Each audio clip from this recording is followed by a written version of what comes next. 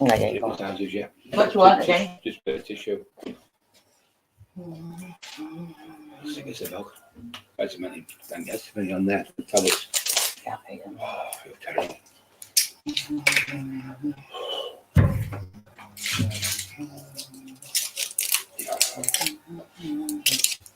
Stop you from sick of them.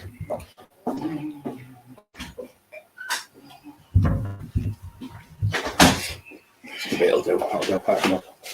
Do you want a quiche or pie quiche, or any, a little potatoes or something? Yeah. yeah. That's it. All the chin there and there. Today, shave. And slip to the shave. Look to show everyone there's no one on yet. No one's on, only one on. I can't see who's on at the moment because of the show thing. Just turn the collar on, you can't see that. She lets me go in the scruff there, she's got balls. So.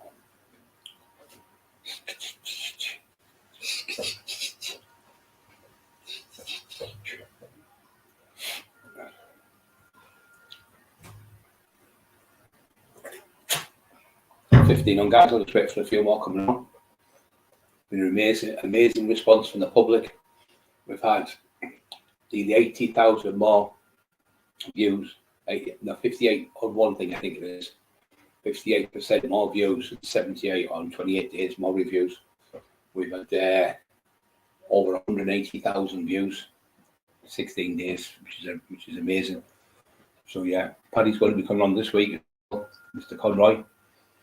It's going to do a live stream with us, so we're looking forward to doing that with Paddy. A few home truths will come out there. What else was I going to say? Welcome to the show, Andrew Williams. God bless you, son.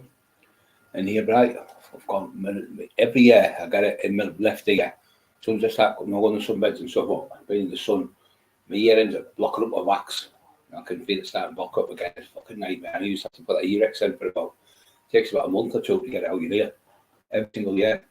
It's what happens is when you're in the sun builds up the wax in your ear, especially if you're on them sunbeds. Really, really bad. But you're better doing is putting a bit of tissue in your ear before you go on, so it's not hitting as much.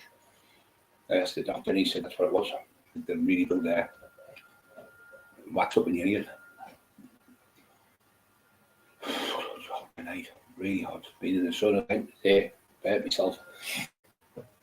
But when you feel sick, sunburn, some sickness, feel like that tonight.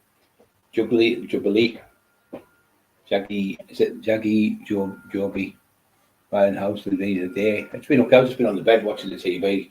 I didn't go to bed at about 6 o'clock this morning. I was on the live till about 4 o'clock to 5 o'clock in the morning. 4 o'clock, I think we were on the live. I think 4 hours last night on the live, which is amazing. We were still talking. There's still over, I think it was something like 80 people still on the live when we went, which was amazing. 39 on up to now. Don't forget to push the like buttons. I think he's pushed about 85 like buttons last night, which is brilliant. Everything's going great because what's happened now is a lot of people believe that fake idiot with these stories and that when he first come out and he's that sympathy card he plays and all that stuff with his wife, and now I've said make up your own decision, make your own choice.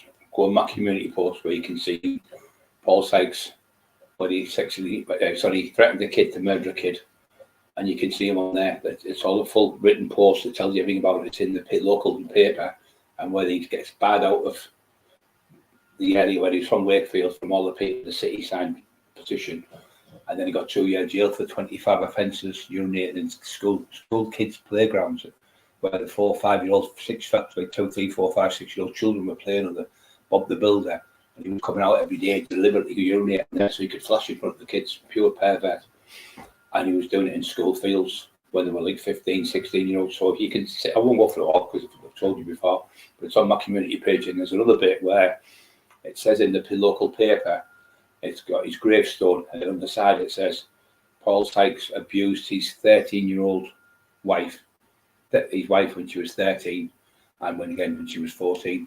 So that's their new, and then there's another one, if you want to watch it, it's called the Jimmy O Show. Jamie Doyle talking about Paul Sykes. When you watch them 3 things, you'll realise what. But you don't have to look at the archives and nothing. You just have to look at my community posts, because them 3 things, and they'll tell you something when you say it. Because when you hear the things what he did, you'd think this is made up, this, but it's them talking about them. It's not me. It's the so-called it's on Jimmy O'Neill's called on his show, but it's revolting. And that's why I pulled away from the so-called author, because my brother got raped as a kid and he took his life when he was 38, and he's laughing at 13, 14-year-olds being raped. So just stuck on there. We're not going to go all night about him, so we'll talk a bit about mental health. So a lot of people struggle at the moment with mental health. So my analogy of mental health is a bit like this. Say, for instance, depression, you've got depression, things like that. So what happens in your brain, you've got chemicals, serotonin, beta, gamma, all different types of chemicals in your brain. So sometimes you might produce too much of one chemical, so your brain gets mixed up a little bit, so then the depression comes on. So what happens is, my analogy, so it's easy for people to explain. When you go to the doctor, you come out and you think, what the fuck's he just been talking about? So you come out and you ask him about the tablets, what they do to you. So I'm telling you, go to the doctors or you get the medication. I'm just telling you, this is what it's like, a bit like. So say, for instance, you had a seesaw, and there was a 20-stone man on this side, there was a 10-stone man on that side. Well, this side's going to go down, isn't it? Because he's 20 stone, that's 10 stone. Well, that's what your brain's like. So more chemicals are in your brain than you should have. So if you have another 10-stone man get on with another 10-stone man, there's a 20-stone man, the balance will come up like that. So your brain's balanced out then. You've got the same amount of chemicals in both, like in your brain, it's balanced. That's all it is. So, and then instead of them coming out with these big words where you can't understand. So what you do, you take the tablets for a few months. Obviously, I can't tell you what to get. I'm not a doctor. But my brother's, I've been a care worker for my brother for 15 years, and my mum, more than 15 years up there. I'm a full qualified care worker. So what you do, go to the doctor and tell him your symptoms. Not Bart Simpson or Homer Simpson or Maggie Simpson. It's a joke. So you go in there and you say, listen, I'm suffering. If you're suffering where these are the telltale signs, this is for people who've got kids who have been, like I say, I've been doing this a long time. If your kids aren't getting out of bed, or the people you're living with aren't getting out of bed, not getting the wash, not getting the bath, that's the start of depression. You don't want to go, they'll stay in bed all day with the curtain shut. They'll just watch telly non-stop. They won't eat properly. They'll have the same smelly clothes on for weeks and weeks. They won't get dressed because of a mental breakdown. So people have a mental breakdown, which is called a fracture of the brain.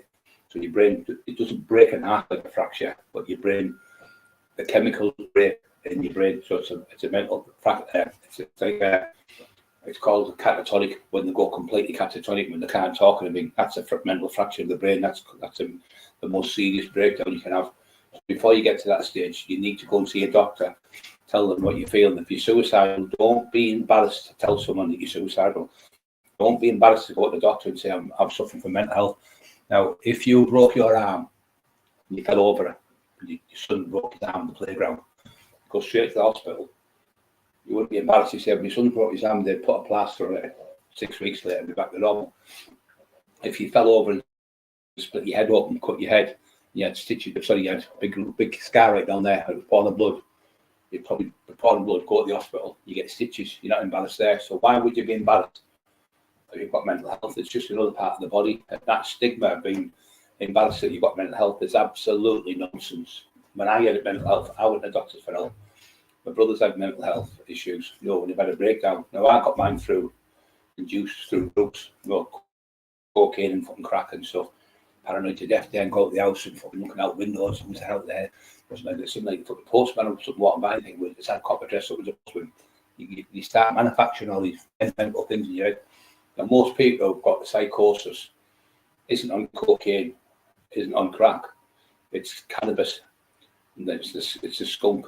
So the old cannabis used to be called 9 bars, and you get it, but that was a natural plant.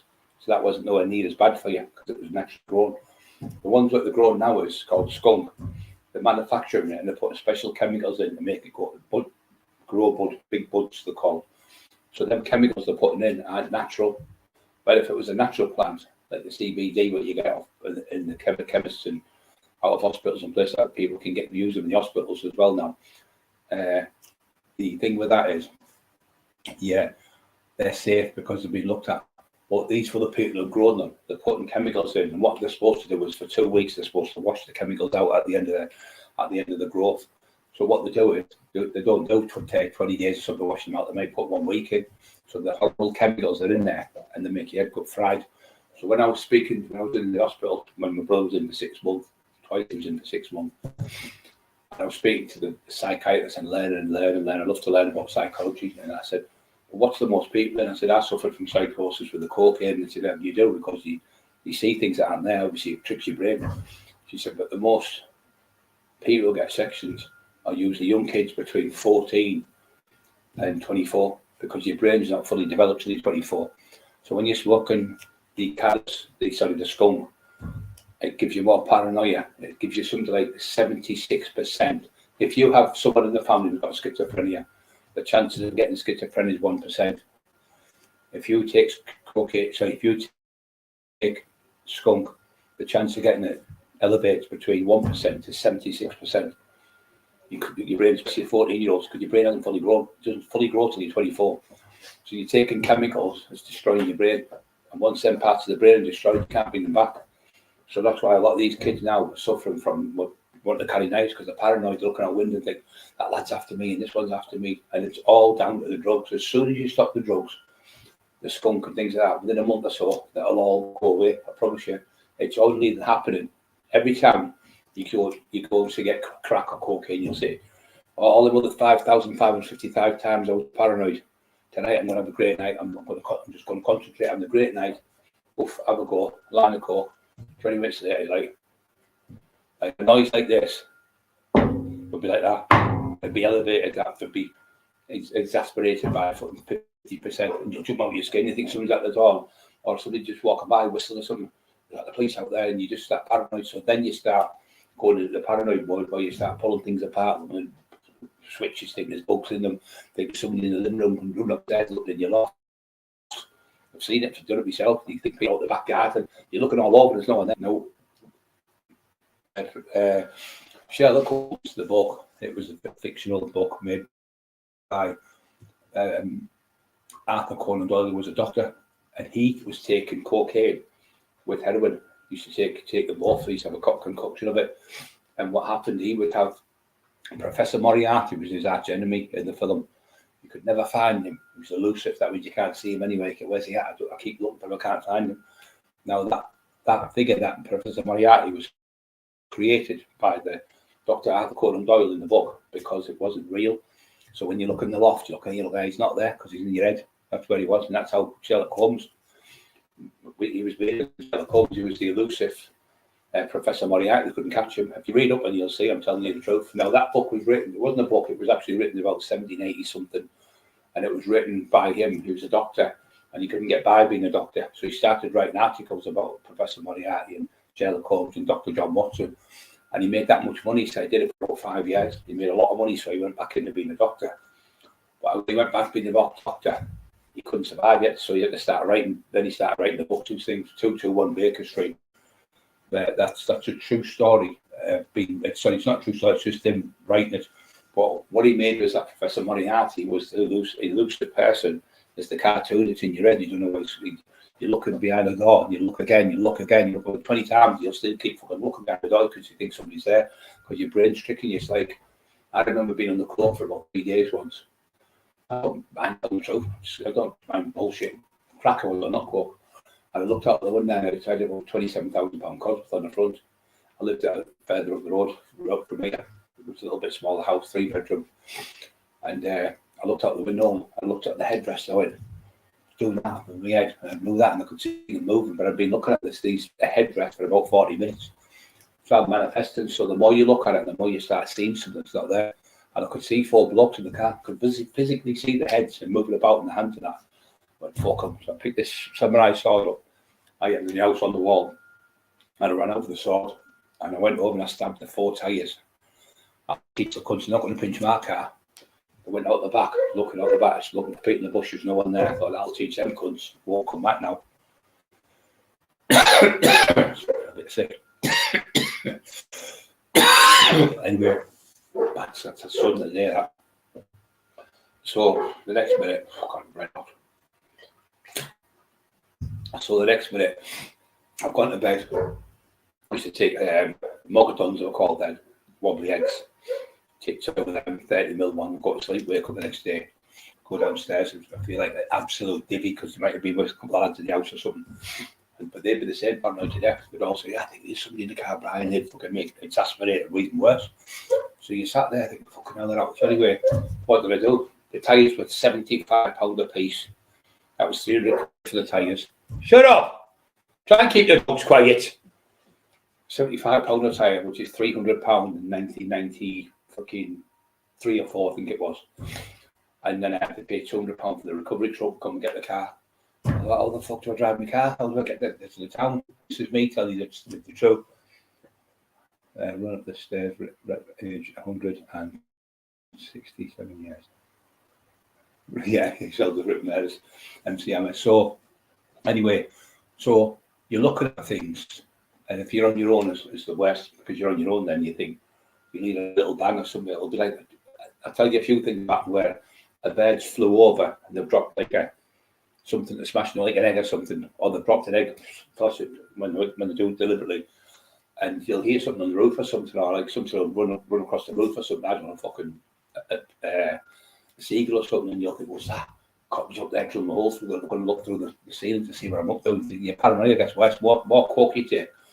But the worst thing is when you're up for days on it, whatever you take in any drug, when you're up for more, say you stay up for 5-6 days without eating any drugs, you start getting paranoia because you've got no sleep. But if you have no sleep, so you start waking up, you see things because your head's all over the place because you haven't had no sleep. Sleep psychosis, it's called. You get psychosis for not having enough sleep. You induce it by staying awake for days. You sit, look out windows and all sorts of shit. You sat there, and then there's the other way where your friends come round. So you try to get off the coke, so you come off and you stay off it for like say a week. And you say, see, I've done it. I knew I was. I'm not a slave to the drug now. Look, I've done it. I've stayed off a full week. I'm entitled to have a little going out the weekend. You'll get £2,000 out of it. You might have £2,000 in your bank. You'll go and get £50 with a coke or £100. I'm just going to have £100. I'll have no more. I promise. I'll never have no more. I know for a fact I won't do it. I know for a fact I'm definitely just going to have a good night. Best go both. Then it's gone. Then you go like that, sitting like that and think, I'll just get another £100 worth. Get another £100. By the end of the fucking session, you've spent the £2,000 and you can't stop because one goes too many. And 1,000 never enough when you're addict on it. You just can't stop. It's fucking horrible. I've known people who are on for days and days and days like myself. It just makes you bad. The more you take, the more ill you get. So the best thing to do is what I've done. I went and got dumped in the sea with Jesus and got baptized in the sea. And I also ended up following the Lord Jesus Christ because I've tried to get off the coke for years and years and years, over 20 years, back and forth, trying to get off it, stayed off for 2 years, going back on it for 6 months, back off it for a year. So I had me beat. So when I followed Jesus, I started praying and things like that. My life just started coming together a lot better. But the thing is, with the drugs, they always trick you. You want to go back on and I'll just have a few goes. So you have 1 or 2 goes and you're back on it and then you spend all the money. And there's another one, you get your friends come and say the drug dealers, you know, and you're buying off them for years. They'll go, it's old school, it's the best one ever, it's pure rock, it's the old such and such rock, Colombian rock and all that shit stuff, Colombian flake and all this fucking shit. And you get it, it's not even proper gear now, it's all cut with a thing called limasol. Now, limasol is a drug that was made for cows with cancer in the 1960s.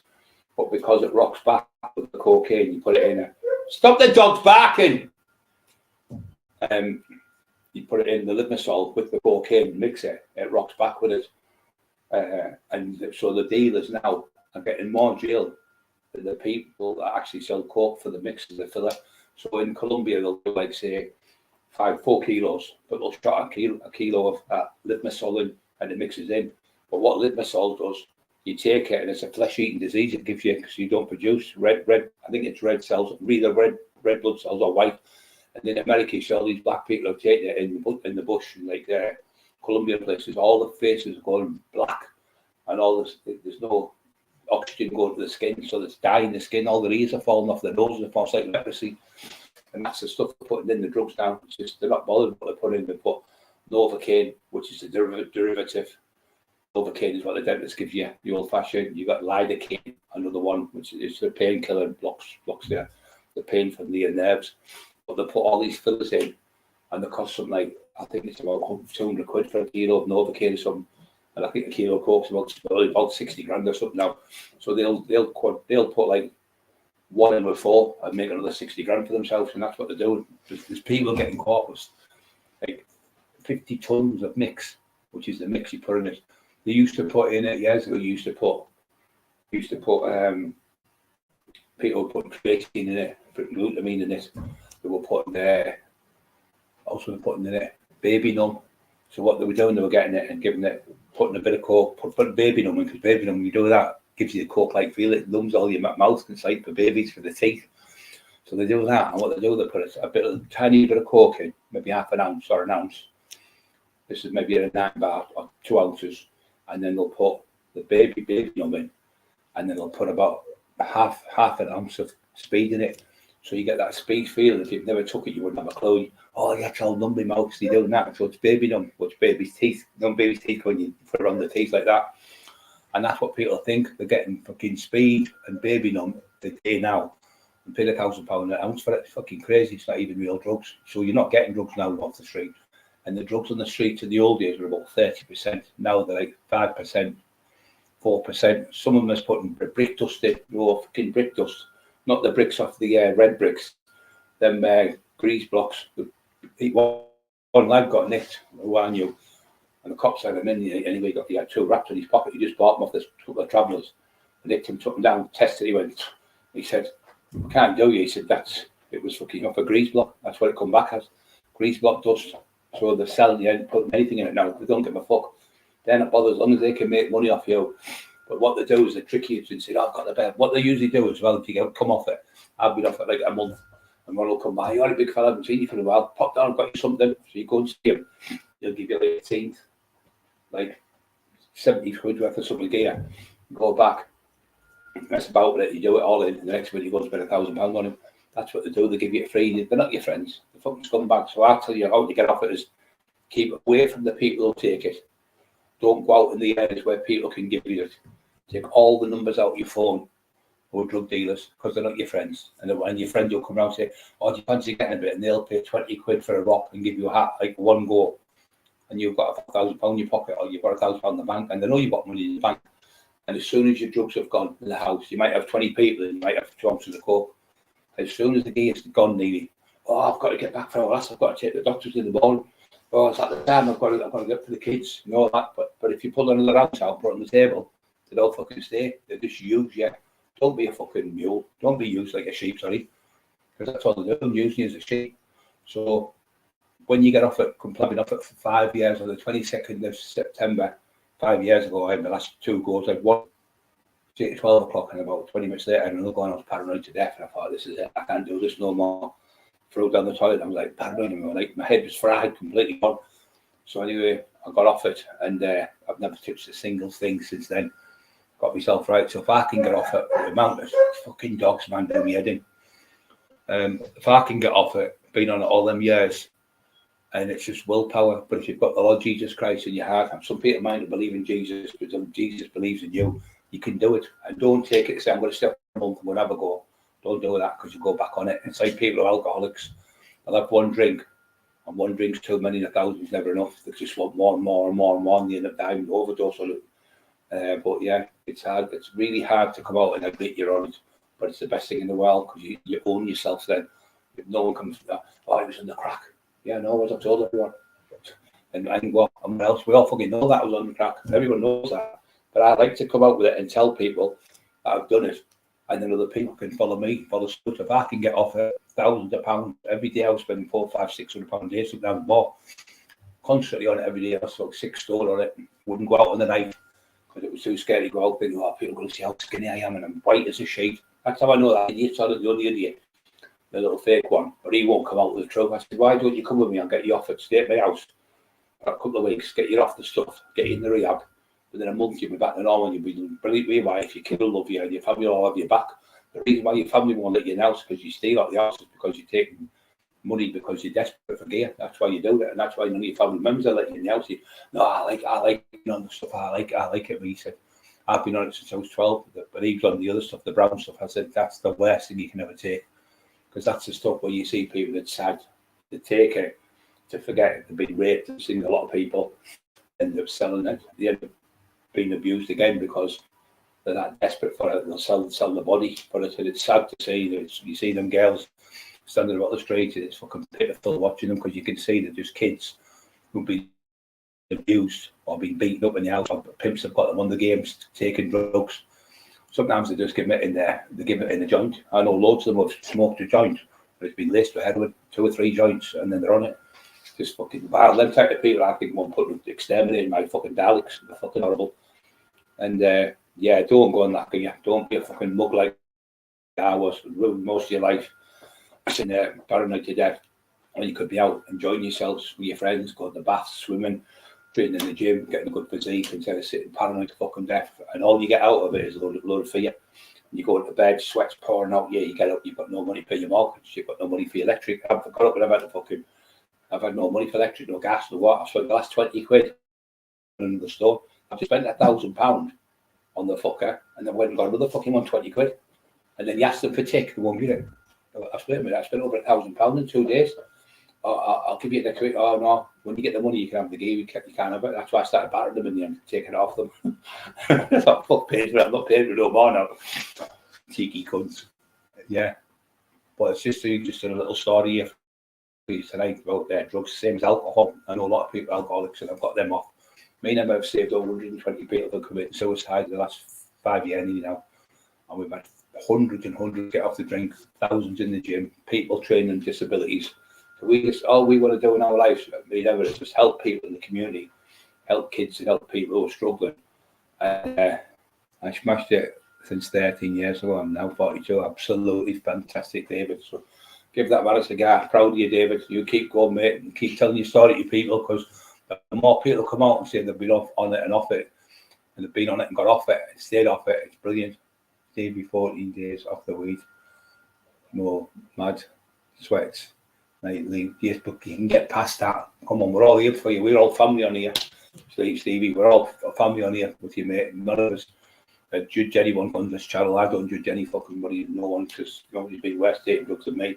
But when you've got the honesty, when I was with the fake author, the little divvy, oh, don't tell people you ruin your career. I went, listen, if I can save, look at Mike Tyson come out and say this, look at like Frank Bruno, look at what's the one, Tyson Fury, and I'm nothing to them. They're fucking gods compared to me, fucking legends of the ring and stuff like that. But little old me, old fucking man, so look, I can come out with the tax man and say, look, I struggled, I couldn't get off it, and I felt obviously through the Lord Jesus Christ got me off it.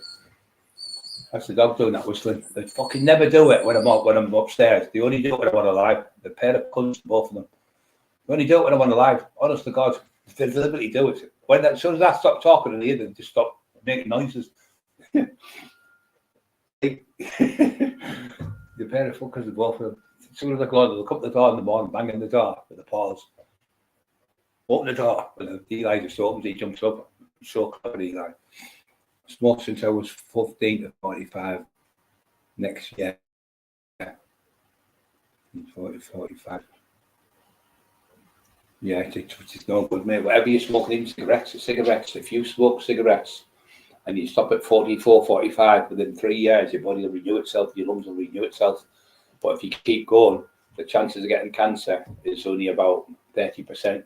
The chances of getting cancer goes to 73% when you go over 45. From 45 to 76, it's 73% chance of getting cancer. And it's once you get it, you're fucked. It's going to be dead. It destroys you. And when you see people dying of it, you think, why the fuck are you smoking, Dad? My mum's packed in. My mum smoked since she was 13. And she packed in at 70, 75. I think it was. She's been packed in about 4 years. She's been packed in. And she's an old woman. She did it. She smoked ever since she was a kid. But in the old days, all the old films like James Cagney, fucking, what do you call them? Coburn and all them, and people like Alfred Bogart, all them, all smoked. All it was like the end thing. It was like cool. They honestly used to think, going back with 1666, I think the Great Fire of London was wiped most of the rats out. But in them days, there was a bubonic plague. And what happened, it wasn't actually people getting mixed up. What happened, it was nothing to do with the rats. They were just like vehicles. So the rats would be in wherever in the ships, and they'd go into different areas, come from different countries, and the rats would carry the fleas on the back of them, so they're like a vehicle. They'd get on the ship, and sailors used to think, if they seen the rats jumping off the ship, they said, oh, it's going to sink, it's going to sink. So they used to be happy to feed them on the ship and keep them on the ship, because the last thing they used to say to leave a ship is a sunken rat, a sunken ship is a rat. So, but it was all bullshit, just all wives' tales. So what happened is, years ago, they used to build buildings, say in London, buildings very close to each other like that. The roofs were nearly touching each other, 2 inches apart. So when the rats would get out of the ship and run in, and used to be poo and shit just throughout the windows, buckets of poo and everything all over, so the rats were just in abundance of food.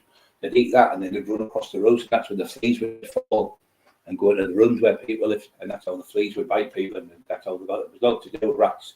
It was actually the fleas they brought.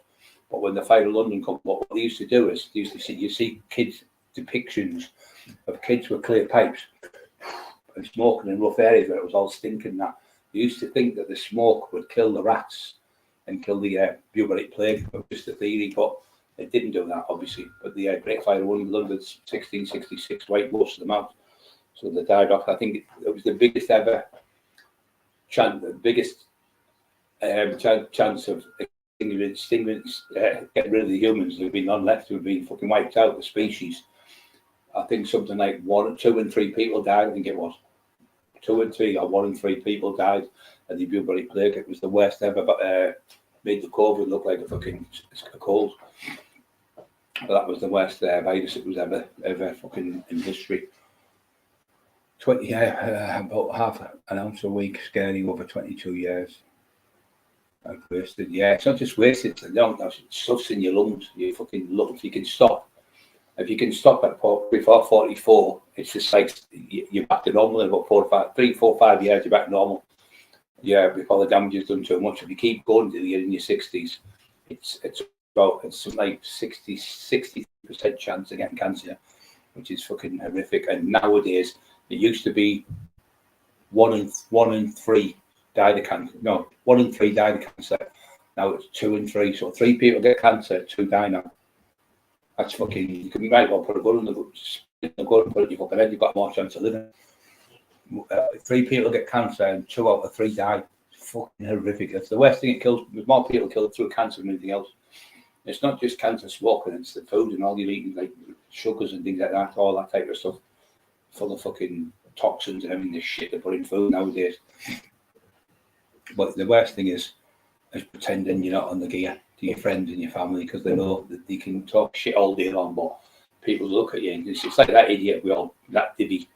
We see him coming on pouring a sweat. We see him fucking coming on eyes fucking pinned to death or massive. It's like that, but his eyes when he's coming on, he's bang on the gear and he's trying to lie to the great British public. But a lot of us on here, we know people on coke and crack, and we've been on it ourselves. We're older than him, a lot older than him. And he's trying to tell us he's not on the gear. Like, why don't you just get off it? Stop fucking trolling people and go and get help. Go and give yourself to the Lord Jesus Christ. The last time I said that to me, he sent the thing back, a picture of the devil, said, my Lord is Satan. No, the picture of Satan. He's definitely demonic and mentally deranged. Like I said, we don't want anyone to beat him up, doing nothing to hurt him in any way, shape, or form. Because what's happening now to him, he's getting destroyed by the Lord Jesus Christ. Because in the Bible it says, he who is a Christian, I don't know the exact quotation, will be dealt with 7 times worse. In other words, you get 7 times worse. Whatever you do to someone, the Lord pays you back 7 times worse. And that's why he looks the way he does. I'm 60 this year. I don't look 60. He looks fucking older than me, and he's only 43. So that's what's happening. He's deranged completely. He's weenie self. His hair's all over, greasy hair. He's in the bath. Look at my hair's done. Look at that. Paranoid to death because his hair isn't. Because once you're on that stuff, you only have to run it for hours. Your hair's all greasy again because it brings out the grease, especially so when he's built that way. Even when I was on the crack, I never used to stink like that. I would have my hair like that. I didn't weed myself and all that sort of he does, but he does because he just takes too much, because he takes them blue daisies and we call them charge sheets in Middlesbrough, because you wake up and think, where am I in the world? You've been locked up. What for? You've stabbed 2 lads and killed a little girl in a car crash or something.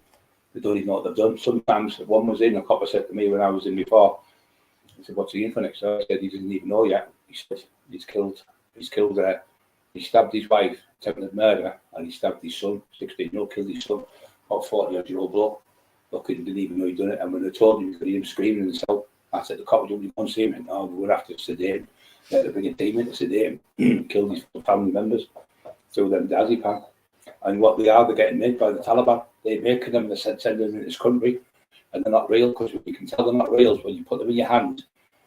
The paint, the blue of them, they go like a purpley colour, proper diazepam.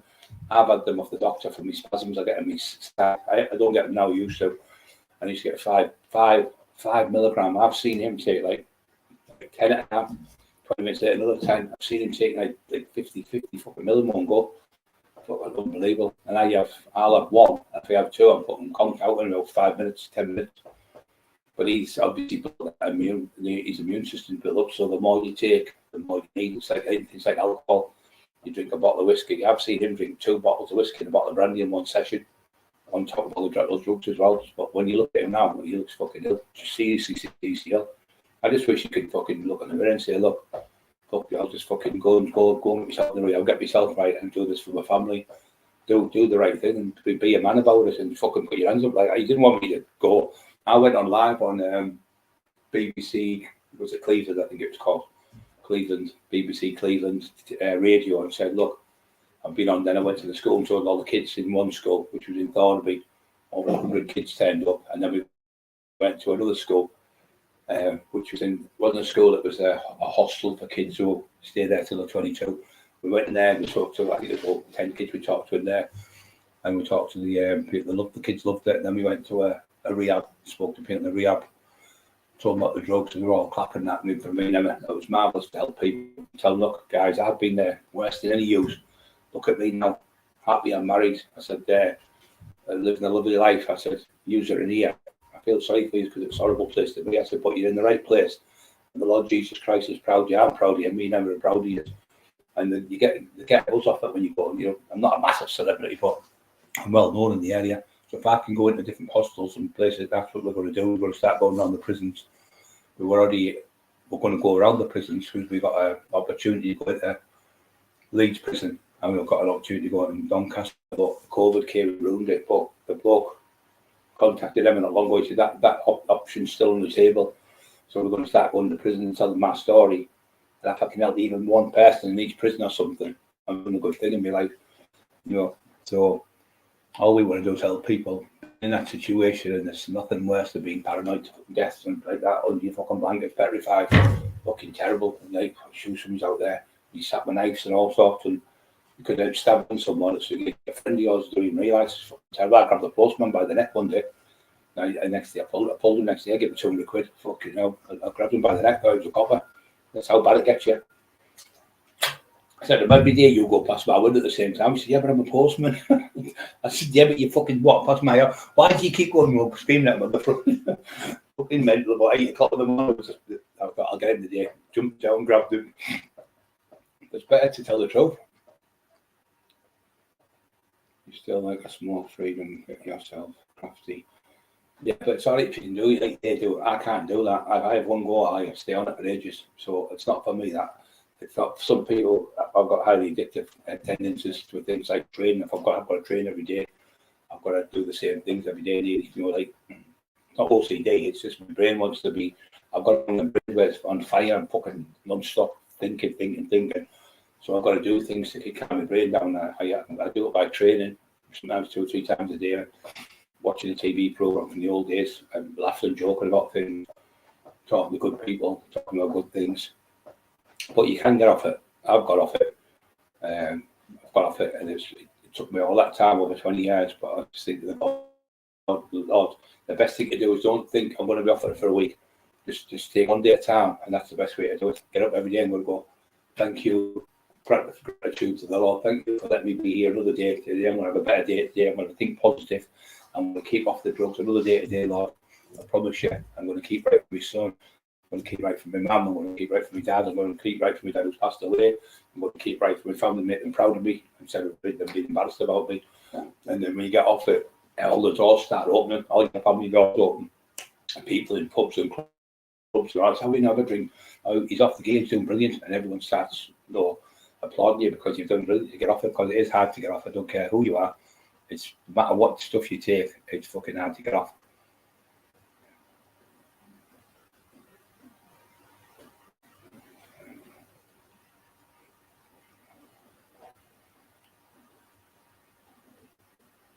Nah, not for me, them bombs. Fucking, I had a couple of goes, fucking horrible. I had to go. And my mate said, put it in this, make a space cake. So he looked at this stuff, and it was a fucking teenth. I didn't know that was a lot. A little bit won't do much. I put it in a cake and ate it. A cup of coffee on the bed upstairs, just in this house. Sat on the bed. The bedroom's quite big, it's like 12 by 14, I think. I sat on the bed, king size bed, sat there. And all of a sudden I went, and I turned out to be about that big in my head. Like a sabuto, and I went, fucking hell, I'm not going to fight it, I'm too small. I'll get stung by someone fucking 13 hours, pure paranoia. Couldn't get any bigger. I was just sat on the bed like a little sabuto, man, in the middle of the room. It was like a big, massive fucking, like say, Wembley or something. I was like, so your brain can go different, kind of people see different things. Not for me, that kind of fucking horrible feeling. Makes you ill. Either Richie Biscuit Freedom, Stevie sleeps till the boxing who you bunch you win, guys.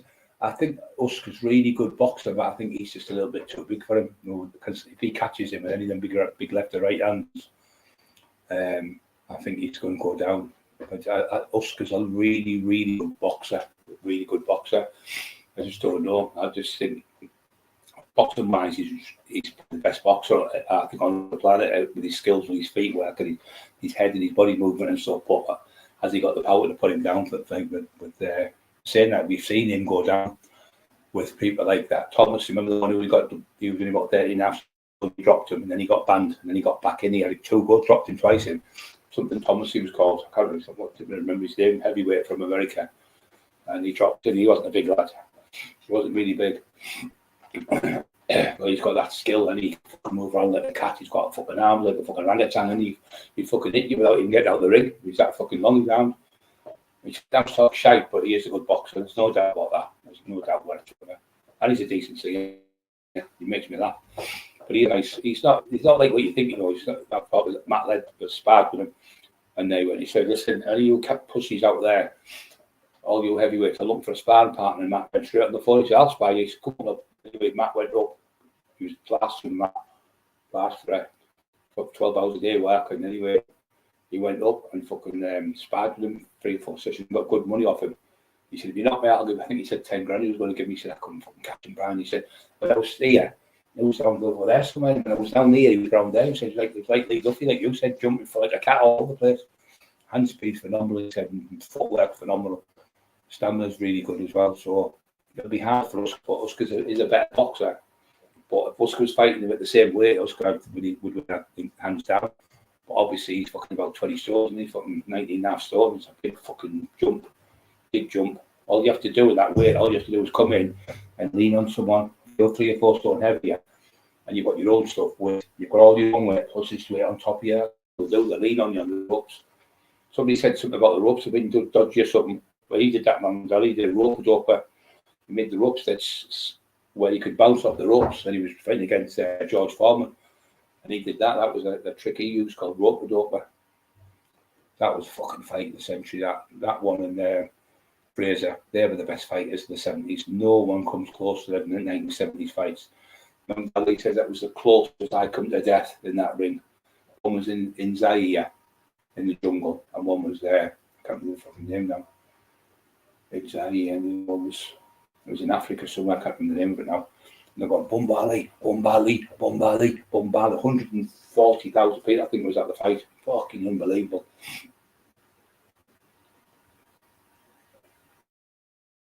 Yeah, so I mean, people smoke a bit of cannabis, and if they smoke a bit, and they're okay with it, as long as they're not going. I know people who have like a couple of joints and go to bed on the night. That's it. That's okay. I'm not about addiction where you're not constantly like fucking people have known like Bam Bam. he'd be on it every fucking 10 minutes smoking the joint. I said, that's good. It makes it worse, because what happens is the smoke and the cannabis sticks more to your liver, stays inside your system longer. That's why people get piss tested in jail, get caught with that, because it's in your system longer. It's in your system about fucking 30 days or something. It's one of the hardest drugs to get out of your system. A fucking nightmare. But when you smoke, like I say, with cigarettes, it's even worse. You've got the nicotine and you've got the venue. But like I say, some of these black lads are fucking in the 90s smoking. I don't think they smoke a lot. I think they just have a couple of drinks off each other, pass it around, because that's why when not we, the white people have it, they don't have it on their own, but the others pass it around so they're not getting as much smoke. I've never liked the feeling you get. My worst feeling, the only feeling I've got is feeling sick when I'm not going to be sick, feeling and dizzy when you've drank too much or you've had too much gear and you're dehydrated. And if you are taking it, make sure you drink plenty of water, because your brain's 90% water. And the worst thing you can do is when you take loads of drugs, it dehydrates the brain, and that's why these people die on like ecstasy and stuff. The brain just sort of dries up with water, and then you can't function right. So 90% of people who have headaches, it's because there's not enough water in your body. So go and have a pint of water, just drink it slowly. Within half an hour, 40 minutes, your headache will be gone. You don't need paracetamol, you don't need Amazon, you don't need aspirin. They're all fucking bad for you. Every tablet you take's got a reaction to them, every single one.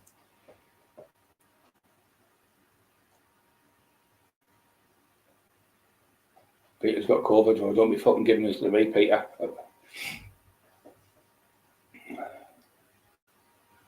Is COVID still a thing? Of course it's still a thing. It's still out there. It's out there worse than ever, mate. Which is the strain now. I've had 3 fucking strains, and I've had pneumonia twice. I think is it pneumonia. I think it might be 3, and I've had it really, really bad. I had to go in the hospital with it, but they let me back out. But the last one I got was more like a normal flu, but it lasted about fucking 10 weeks, 10, 12 weeks. I could not get rid of it. It was coming on here and was swimming over, pouring water. That's what it was. It was a mild COVID virus. So it's getting what it does with the COVID. What it does with the virus.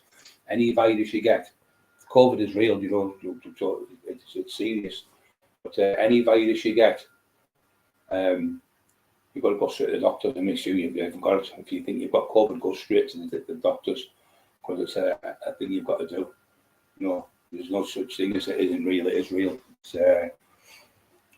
different strains, you see. So when you have any type of virus, when it comes out, it gets weaker and weaker and weaker over the time. Sometimes it can duplicate, double the cells and things like that. So we'll be lucky with this one. It's not as bad as some viruses like fucking hundreds of years ago. Like the bubonic plague was fucking horrific. And you used to go a tissue would all fall down. So you used to get it, and you'd start sneezing, and you'd all fall down and just die of the bubonic plague. 1 in 3 or 2 in 3 died of it. So it nearly wiped mankind out. I can't say mankind now because it's racist or sexist. You can't fucking say nothing, can you? It's fucking insanity. You can't say black holes in space. What the fuck is it then? Purple hole. Fucking hell, man. It's getting ridiculous, isn't it? Even black lads I know, Asians, African lads, Jamaican lads, all over, I know, fucking thousands of them everywhere. And they say the same taxi drivers now, say it's fucking balmy, Brian. It's absolutely balmy. How can that be racist in a black hole or a dark sky tonight? How can that be racist? It's fucking pure shite. Julian Hayes, good advice. Headaches and water, yeah, it definitely works. It really does work. So that's the thing with really bad headaches. It's nearly always water, lack of water. Another one, if you're getting cramps, that's lack of potassium, which is salt. So if you eat, like, say, a potato that's full of potassium, you don't need to get tablets on it. Just white potatoes are full of potassium. But if you're struggling, go and get a yam. A yam's got about 1,800 grams of potassium in it. Take that on the night before you go to bed, and also to get a sleep, take what do you call it? I think it's a tablet now. Oh, for fuck's sake, I can't remember that tablet which we take now. Can't think of the name of the tablet now. Potassium for cramp, and then you need. I can't think it'll come to me. It'll come before the show. Yeah, so yeah. If you think you've got the COVID, you can get little tests and all that stuff now. You can get them yourself. They're not a fortune. Lucky.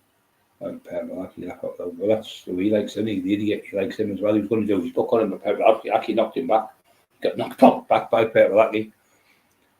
Vitamin C is really good to take if you're training because it helps to repair the muscle tissue. When you train, that's called catabolic. You're breaking down the muscle. When you're finished, you take your creatine, your glutamine, your amino acids, and things like that. That's called anabolic because you're building it back up, say, and protein drinks.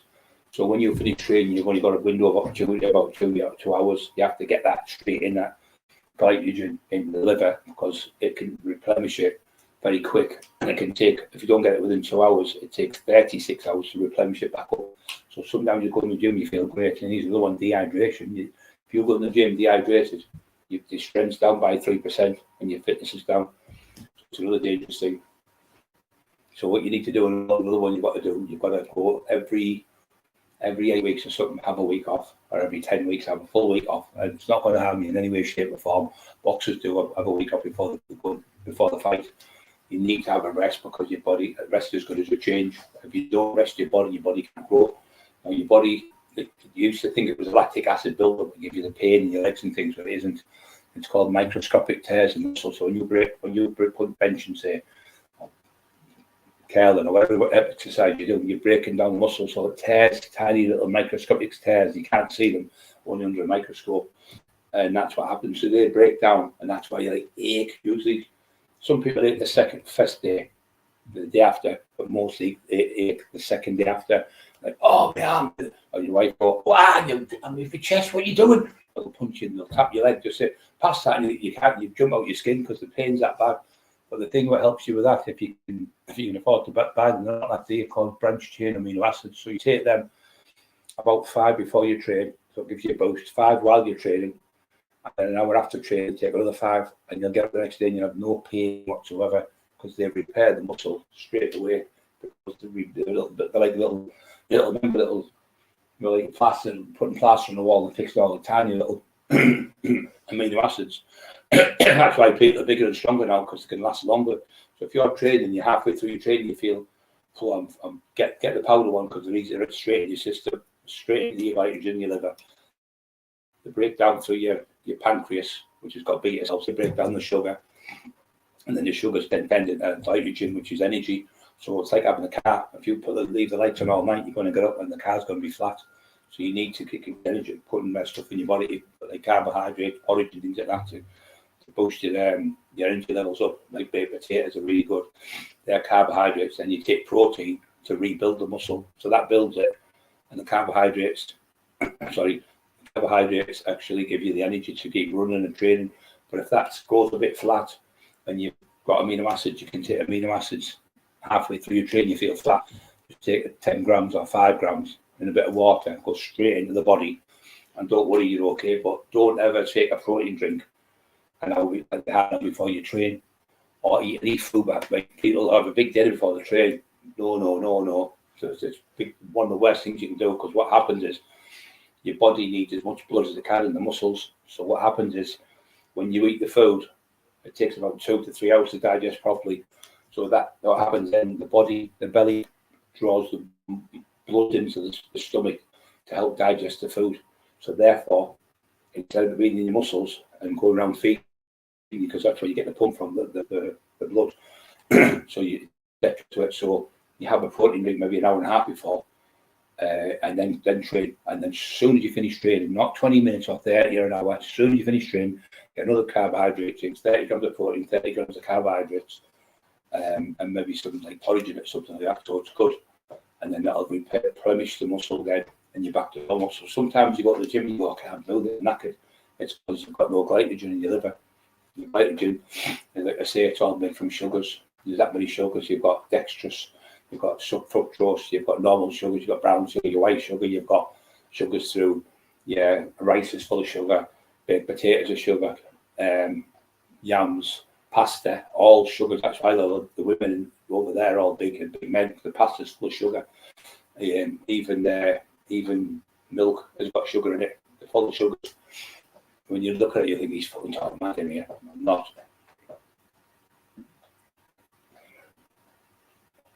Random drug from coppers, they drug tested. Yeah, police at I put guys. So if you want to train, just go to the gym, start off, join the little gym, and go in and just do one body part, say 10 reps on bench press. Start anatomically up from down. So maybe do shoulders first, 10 side for that rows, 10 upright row, 10 bench press, and then have a minute in between all these rests, and then do 10 say barbell curls, 10 tricep push downs, 10 leg extensions, 10 leg biceps. Do 5 minutes on the bike before you do it. Stretch yourself by doing 5 minutes on the bike. Keeps it nice and warm, so you don't what training instructors, the professionals, they really know the stuff. And just do not go in that gym like a dickhead and think, I want to bench 100 kilos. Yeah, you might. 1 rep is never going to build muscle. You're better off putting 40 kilos on or 20 kilos on and do it nice and strict and getting 10 reps. And then you're breaking down the muscle. 1 rep isn't going to build muscle, not in a million years. Maybe 17 months ban. What was that for? They drink driving or drugs? See, what the people do is they go out, they'll be able to party this weekend, bank holiday, so they'll drink, say, Friday, Saturday, Sunday. They'll think Monday, will be all right tomorrow. You're not. The fucking drugs in these cokes in your system. I think it's in your liver for about 5 days for the piss test. So it's in there for 5 days.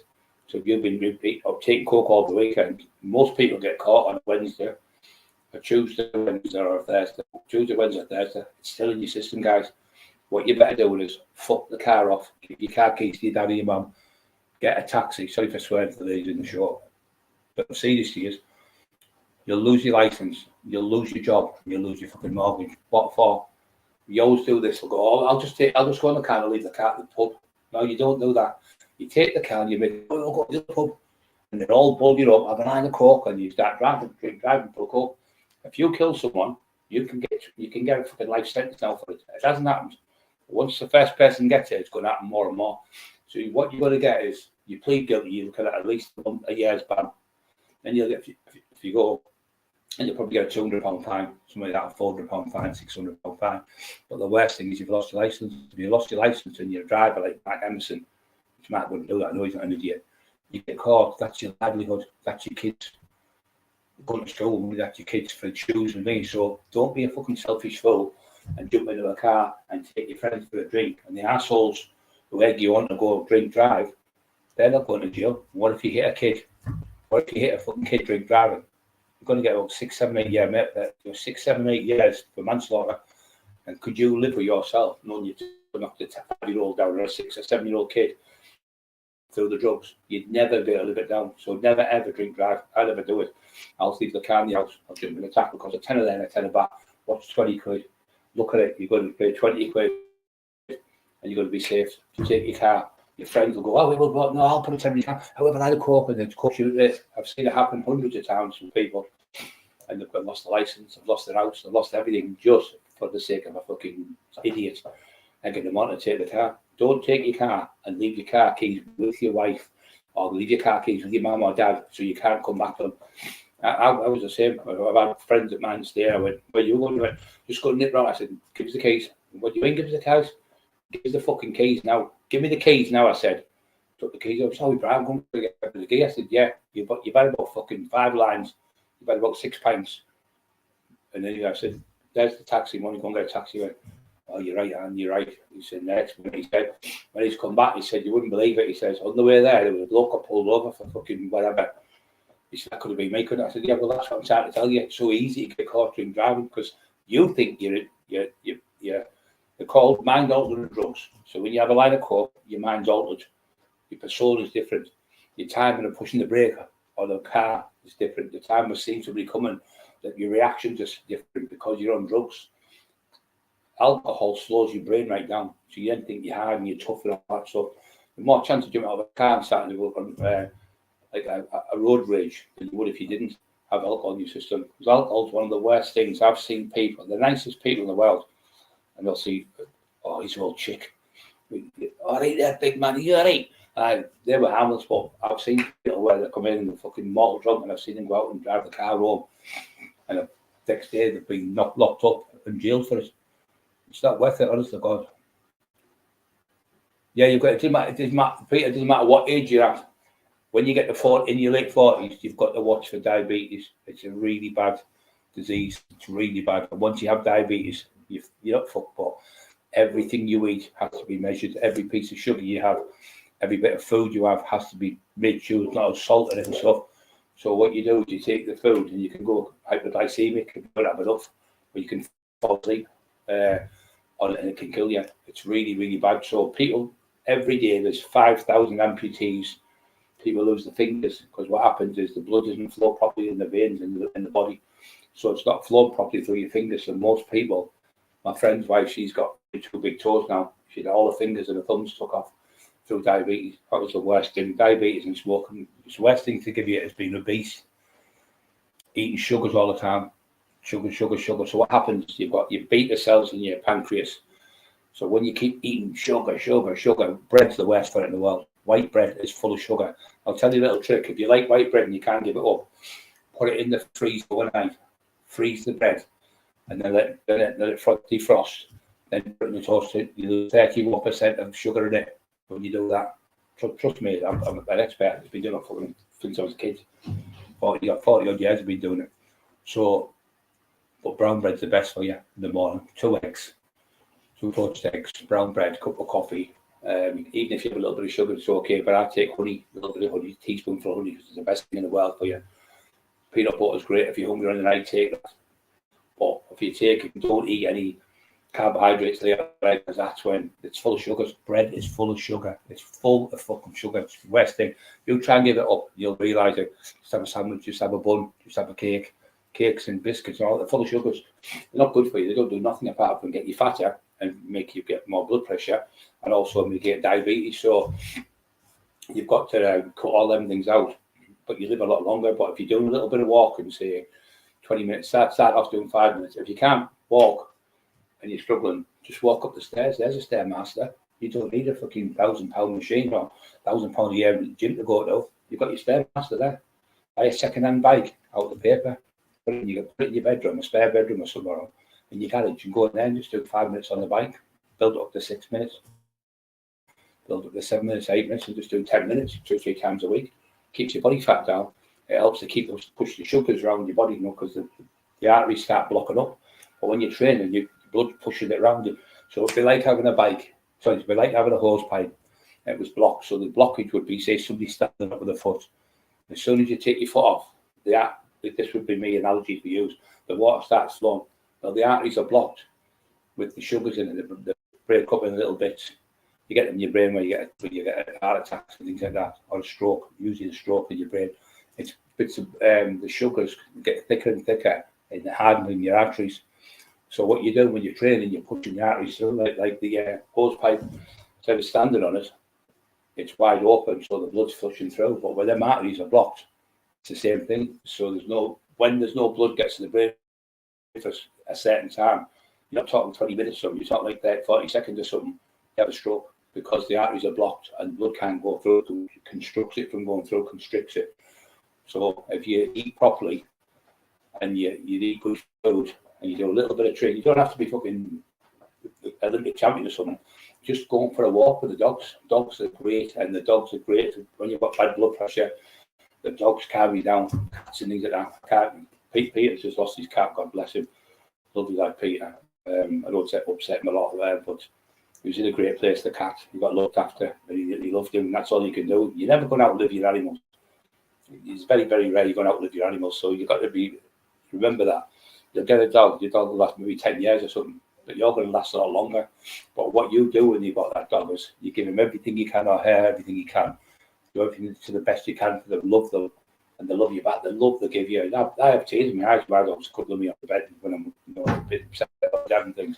But the dogs calm me down and stop you being bad tempers. But they're getting back to the diabetes thing. So diabetes is sometimes it's hereditary. You get it. It's the stage 1. You can get it, or stage 2, which you get the infantry. The infant one is when you're born with it, it's in the genes of your family members. But stage 2, you get it through obesity. 90% of it, 90% of people get it through being overweight, not exercising, and eating the wrong food like sugars and shite. So you end up going to get it between 45 and 50 if you're going to get it roughly. And that's when you get it. But it's mainly obese people who get it really overweight, like 5 stone overweight or something like that. Don't do any training and drink loads of beer and shite and Amazons and kebabs. And it's all right if you have a couple of pints of beer on sale on the weekend and you take your wife out for a glass of wine. To say 2 or 3 glasses of wine a week is good for you. Even a couple of shots, like 2 or 3 shots, like Bacardi or something, is good for you. It helps you break down the sugars in your veins, your arteries. So it helps you out. But what's really good for it is porridge. Porridge really good. It goes around your stomach, goes around in you. It helps your stomach as well. Helps you go to the toilet. It brings down your blood pressure for porridge, and it also burns at a very slow temperature. So it's like, say, for instance, you had 10 logs on a fire. You set them alight at a big blaze, but it'll be gone out soon. Where what porridge is like, it's like one big log, and it burns rolls all day long. So you burn the sugars, so that way you've got the carbohydrates in your body giving you more energy all day instead of having a big blast. So when you take like normal sugars, that's the same thing. Just loads of sugar in your body only lasts so long, and then you put your strain on your heart. And they're not worth it. The worst thing in the world you can eat is sugars. You look up now. They used to think it was pigs. They used to think it was fat of animals, but no, like when you have like say, lard and you dip it in bread. They used to say it was that. That was really bad for you. But sugar is the worst killer on the planet. It kills more than anyone. That's the worst killer now. Pure sugars. People feel so addicted to it, and they'll sit in. Yeah, mate. It might be, I don't know, you might well a nightmare, innit? I thought he passed away, sorry, Peter. Just keep him happy. And don't be down. If you feel down, that cattle, they're fucking clever cats. Sorry again for the ladies in the chat, so them cats are so all animals can smell adrenaline and can smell fear in you. So if you've got fear, the cat starts getting fear, and then the fact feeling poorly, so you make the cat or the dog or whatever you're with, they get the same fear what you've got, so you don't want that. Porridge is brilliant. I have 2 bowls a day every day. It's really good, and it's really cheap. You can get it at Tesco for about $1.50 or something for a full kilo, but I have to have the one with gluten free because I've got really bad hands. So don't ever, if you've got arthritis, one thing 2 things I'll tell you not to eat is tomatoes, because they swell your hands up, inflame your hands with water, and the other one is wheat. Wheat is a nightmare. So you can't have wheat unless it's gluten free. Wheat is the worst thing you can have. It's great for you. Wheat is things that have for your kidney things, but if you're older with arthritis, it's really, really bad for your hands. Your hands blow up like balloons. Only protein drinks. I'm going in for porridge now and eat only protein. Yeah, but you can't just have porridge and protein. But you've got to have veg. You've got to have some veg in there. You've got to have some fruit in there. You've got to have the variety of spices, we all say. Can't just have one thing in abundance, just the porridge and carbohydrates. You've got to have fruit. You've got to have a bit of meat. You've got to definitely have that meat. Red meat's the best meat for you, but not as much. Chicken's good. Pork chops. I like pork chops and do stir fries and things like that. They're easy to do and easy to cook. Wheat we do a lot. Oats simple. Yeah, that's what I do. I don't put mine in the oven, Peter. What I do, as that Steve calls, what I do, I get them ones, little packet ones, and it saves you messing about with microwave. Get a jug, put the two, I think the 25 grams each, 50 grams in. Just get red hot water, and leave it for 2 minutes, and then just mix it round. Then put a bit of milk in, if you want milk in, or a bit of, as long as it's got tons of milk, just like about 250 grams of milk. Put that in because it tastes nice, and then a little bit of honey in it, and it's marvelous sweet. It really is really good for your body. It's really good. It's really good for your heart and everything. It's in abundance. And the other greatest thing is for you is honey. I mean, look at the bees; they're always buzzing on having that honey.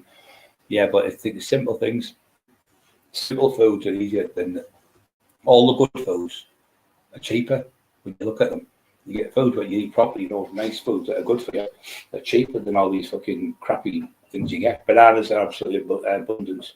Bananas are great. They're really good because they're full of potassium. but not as much potassium as a yam. Yams have got about 1,800 grams of potassium. I think a potato's got about 900. You take potassium, carb. I was just lost the name of it again. Keep forgetting it. I forgot the name of it. Fucking Steve got it there. When you sometimes your head's fried, and you can think of something. What the fuck? And then all of a sudden, phone the money. Go, Eureka! Well, that's where that saying comes from. Eureka. What it was a bloke. He went to when Napoleon was at war with England. Napoleon went to Egypt. So he went to Egypt. And when he got to Egypt, the British followed him through, and they sank all his ships in a port. I can't remember Alexandria, maybe it was called. They sank all the ships, so he was stranded there for 2 or 3 years. So they went round and they sacked it's called sack, means they beat these blokes called the Moors, MOORS. They were all black lads, like curly swords, but they used to fight like charging at you, where the Napoleon were fighting squares like that. So they'd be all were like ready with the guns, bang, and within 20 minutes 5,000 Moors were dead. So they took over the area. So they started going into antiquities, which is hieroglyphic stuff, and hieroglyphics is a writing, sorry. So he got a stone called the Rosetta Stone. No one could read the hieroglyphics, so they've got this Rosetta Stone, and they give it to this professor who took it back to France for him, and he was there for years and years and years. And all of a sudden he woke up and went, Eureka! And he worked out, because the Rosetta Stone had words on it what matched the hieroglyphics, and he broke it down, and he was the first one to do it. I can't remember his name now, but he went back there and he come back with different antiquities. I love all that stuff because I've studied it for years. Yeah, so getting back to the training. So yeah, you don't have to be fucking training 5, 6 times a day like I do. You can just train 2 or 3 times a week, or 3 times a week. But I think this is the best day to do it. Maybe Monday, Wednesday and Friday. Have the weekend off, take your kids out, take that weekend off and take the kids for like an exercise day when you go to the park, walking on the park, and that helps you. Your wife and that, go for a walk. Don't just let the kids go up on their own. Go take them to places nice where just do some sandwiches, banana sandwiches even, peanut butter sandwiches, things like that. Work cheap. Go to the pound shop, you can buy crisps in there, pound just for the kids. They love it when they watch it and things like that. And go to the park and say, "There's other ducks do this," and feed the ducks. And them days are the best days of their life for children. They love it. Oh, we see the ducks today, Nana. Oh, we went to such and such, where you just sit, the kids are sat in the car, the board, and you go to their friends and they're all drinking on the table. That's not good for kids. You want to take your kids to the beach, show them sandcastles, how to build the sandcastles, and this is where the animals live, and this is where this happened, and you teach them things. Sat at the table, I've got friends that do it. I'd be every bank holiday, sit around the table all day. I see all the kids bored fucking shitless. All the kids are bored on the tits. If you're going to do it, go down the pub, but don't take the car. Get a minibus. Go on the minibus. It'll cost you pennies. Drop off all the kids. Might have to get 2 and go in a place like the Wacky Races thing where all the kids can play. When they're sat in the house and everyone's just drinking and everyone's swearing on the table, it's not good for kids. They're not having a good time, the children. And make sure you're putting plenty with this weather, putting plenty of suntan lotion on the kids, because even I felt sick today, mate, with it. Wasn't that sunny, but I'd been in it the day before. I was boiled the day before. Nose running a little bit. My biggest nightmare, chuckle, the colours and yolk goes. Well, what you want to do is beans, eggs, the biggest nightmare, chuckle, fry up rich, got tomatoes, no eggs. Eggs are good, but tomatoes are good for you. They're really good for people who haven't got arthritis. But if you've got arthritis, your hands are going to go up like a fucking balloon. I'm telling you, it blows up with water. Puff your hands, they go like they're all spongy. Mine like that today. I just don't know why. I don't know. I think it's just I train too much. I've trained 4 days in a row. Usually train 2 days and have a day off. But yeah, I love it. With sea biscuit, Stevie's love. Yeah, we have one every day. I have a burger. And these sausages, they're £6 for 12. They're 12 quid for 6. They're really fucking beautiful. They're out of this world. They're a fortune to buy. And I get one of them, that one of them. I'll have my 2 sausages with brown bread. And I'll have like 2 eggs. And I'll have what's that? Yeah, I think that's about it, isn't it? Yeah, beans, like beans, half a tin of beans got 10 grams of protein in, and they've also got carbohydrates in as well, so it's good for you. Cowboy breakfast, I call it, cowboy breakfast, every morning nearly. Sometimes I miss one, but we have that, but it's mainly, she does it on the grill, she grills it instead of frying it. But you've got to fry bread. I always have one slice of fried bread. You're not supposed to have it, but it tastes mint in it. The things that are the West, have you noticed that? The things that taste the West, I always fucking, the things that taste the West are all bad for the other. You know, like fucking fried bread, lovely. I like poached eggs better than me. I'll have like eggs again. I'll have like 4 eggs a day because I'll have 2 in the morning and 2 for tea time. Poached eggs with soft butter. Not margarine. Never use margarine. It's fucking shite. It's full of garbage. And then I have a bacon. Yeah, I have bacon as well. A couple of bacon rashers with it. Yeah. Square sausage. I used to have square. Tatty scones were nice. Yeah. I used to have them. Emma doesn't like them. I don't. Yeah, you are what you eat. If you eat shit all day, you look like shit. If you eat good food and you do a bit of exercise, you look good. You only get out of life what you put in it. And Lord God made your body.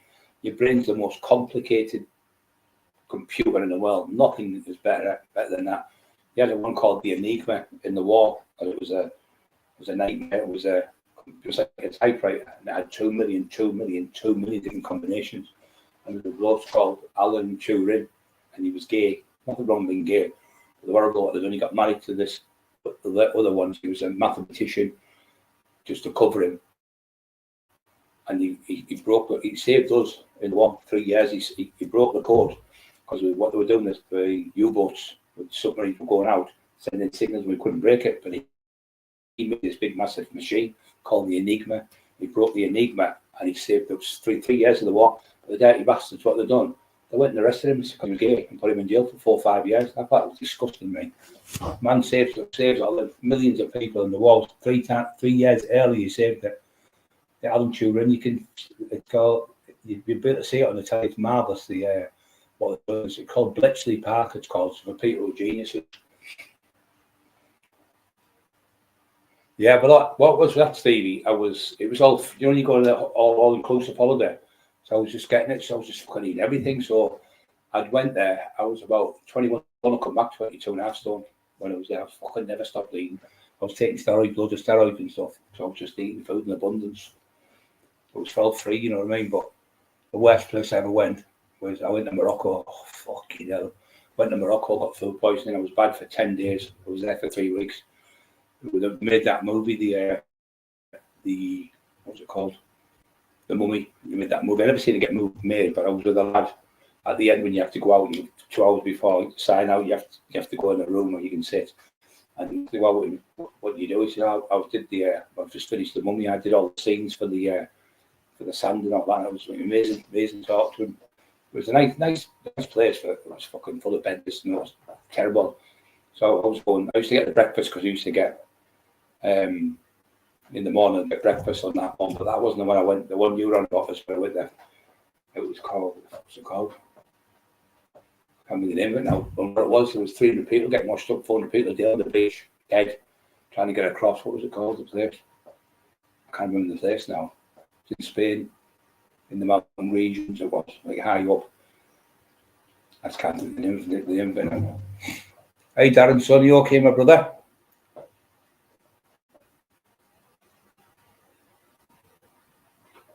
Don't waste the talent. All these knowledge of diet and nutrition tips, item of having headaches over in man. James, high blood pressure and loving this new content. Yeah, high blood pressure. You need to get yourself doing a little bit of exercise, like I said, and try and cut down the heavy fatty stuff, and the sugars are the worst thing. Cigarettes is nothing worse than cigarettes. That's the worst. They're the worst things you can take, cigarettes, because they're full of fucking caffeine. And like I say, 2 out of 3 people, 2 in 3 people die. Not fucking 1. It used to be 1. It's getting worse. And like I say, diabetes you get because you're not eating the right food. And once you get diabetes, you start getting parts of your limb comes off. You get your fingers cut off because they don't work properly because the circulation of the blood's not going on the body properly.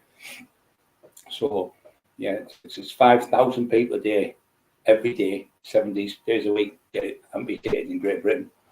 Yeah, but people don't realise how bad it is. Yeah, could eat a full cow. A couple of bodybuilders used to eat a full cow. So yeah, well, he actually had a farm, didn't he? His family had a few. No matter what you talk about, I know, you know how clever I am. He lived on a farm. He was going to be a policeman. He was going to be security. And his dad and that, they had farms, and he used to work on a farm. Really nice man, named Jay Cutler. I really like him, love him a bit. He's really nice. Not a big headed a fuck all, not like a divvy. Really knowledgeable bloke. But it's like like I've been doing this. I'm not his quality, but I've got that type of brain still. But if you ask me any question, I can answer it just as good as he can, because I've been doing this since I was 13 years old. Got my first set of weight at 15, but I was training at 13 in the local gym.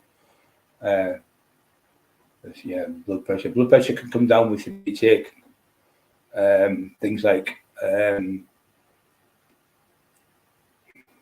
pressure brings down. Yeah, so if you take things like what do you call it?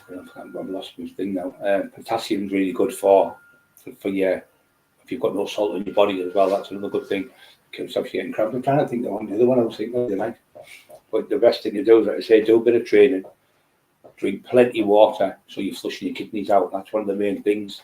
Apple cider vinegar, have a tablespoon for that in the morning and a tablespoon for lemon juice. That will help people, anyone who's got scar tissue on the liver. And coffee does as well. Coffee in the morning, black coffee, helps if you've got scar tissue. People drink a lot. That's really good for people like that. And you get another thing called milk thistle weight. It's like and you get that from the chemist, from the health shops. It's really good for people who've got that bad. Your liver is the only organ in the body that can repair itself. All the others can't. So when it's damaged the liver, if you keep off the drink and the drugs and the alcohol, your liver will just repair itself back to normal. It's the only one that can repair itself. Nothing else can. But if you eat and drink all the time, that's why a lot of people end up with liver cirrhosis.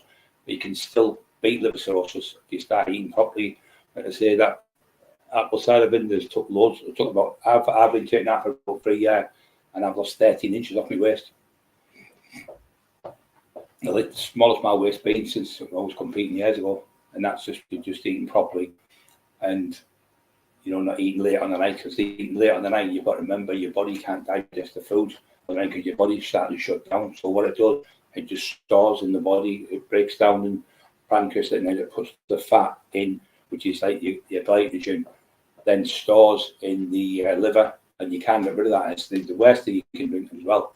If you're going to train, they're okay, but smoothies are the worst fucking drink on the planet. They've got more sugar in, because every fruit, sucrose, dextrose, all of them are sugars. So when you eat a banana with the pulp on it, or the apple or the pear, because you've got the pulp and the pear, you're eating and crunching it, and it goes into your small intestine.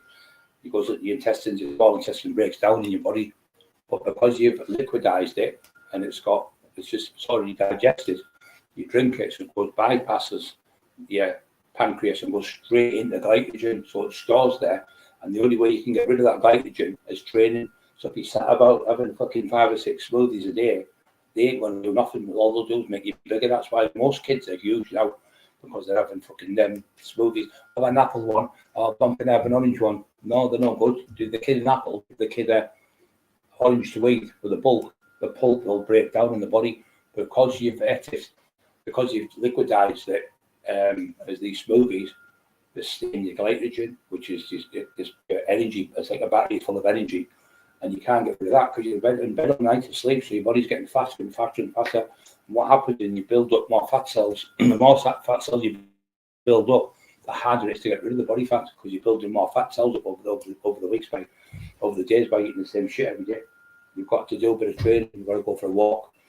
Swimming is the best thing in the world. If you're struggling, you're overweight, just wear a t-shirt.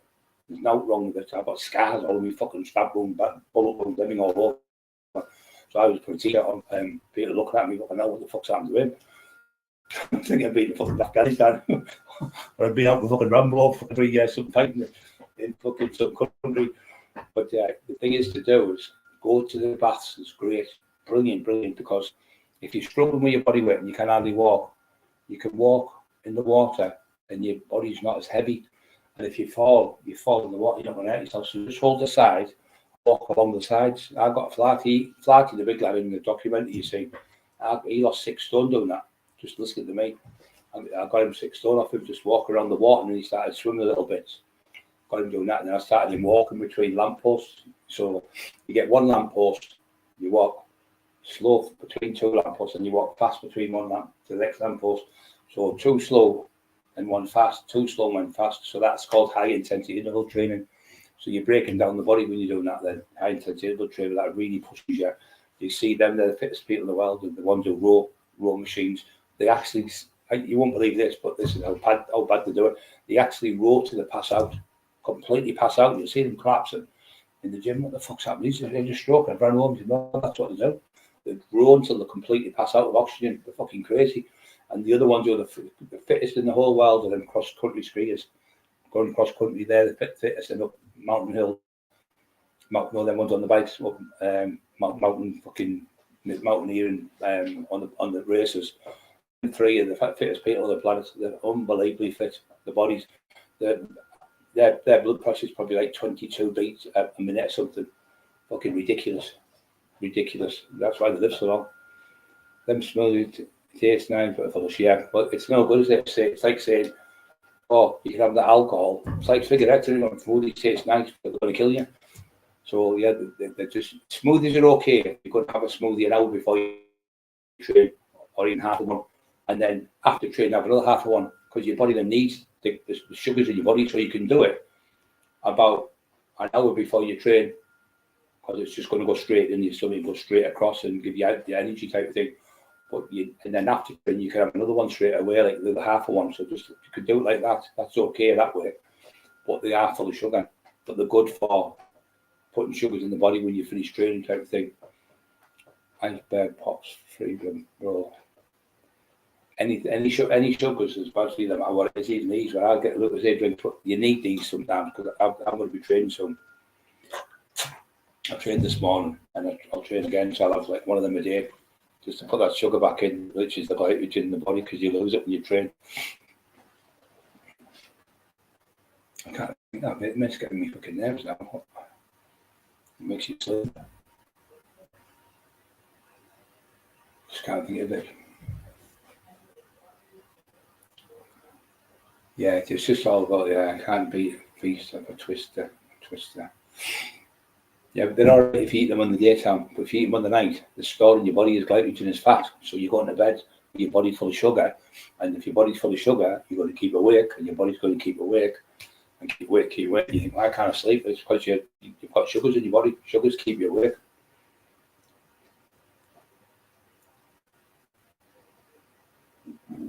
I don't eat any sugars at all. I had them nice crispy ones with a little bit of coat on them, Frosties yesterday. But I have them after training as well to give you carbohydrates in your body. Yeah, you are what you eat. If you eat fucking shit, you look shit. As simple as that. It's just exactly what you do. No matter how big you are, how much weight you've got on, you can get rid of it. You can really do it. And there's another thing. Please listen to me and listen to this. Is sensible. Saccharins, sweeteners, your body can't digest them. So where do they go? They stay in your gut and stay there forever. You can't get rid of them, and that's why people are getting diarrhea and runs and irritable bowel syndrome. It's 90% fucking them saccharins. You can't. The whole human body cannot digest them. It's the same as when you go for the 1 cal drinks. The body can't digest that. Look, that stuff is in them. The saccharins are in them as well. So they're giving you stuff known for a fact that the human body cannot digest it. It just stores in your small gut, tons, thousands and thousands in your stomach. So you're better off, if you can, to try and get rid of them, if we take them, the drinks what you get for probiotics. So in your body, you've got the bad biotics, but then you've got the good biotics, they fight them. So you've got the ones that are bad for you, but the good ones kill the ones that are bad for you, right? Just them little drinks. They're about £8 or something for a week, but what the fuck's that? I think you get about 12 of them for about £4, I think. And you take them, you need them every day. I'm telling you now, you need them, and you'll stop getting IBS. IBS is irritable bowel syndrome, which is a nightmare. It's 90% of them fucking drinks because you can't digest them. Honest, you test all these things, what I'm telling you, and look at what I'm saying is, it's true.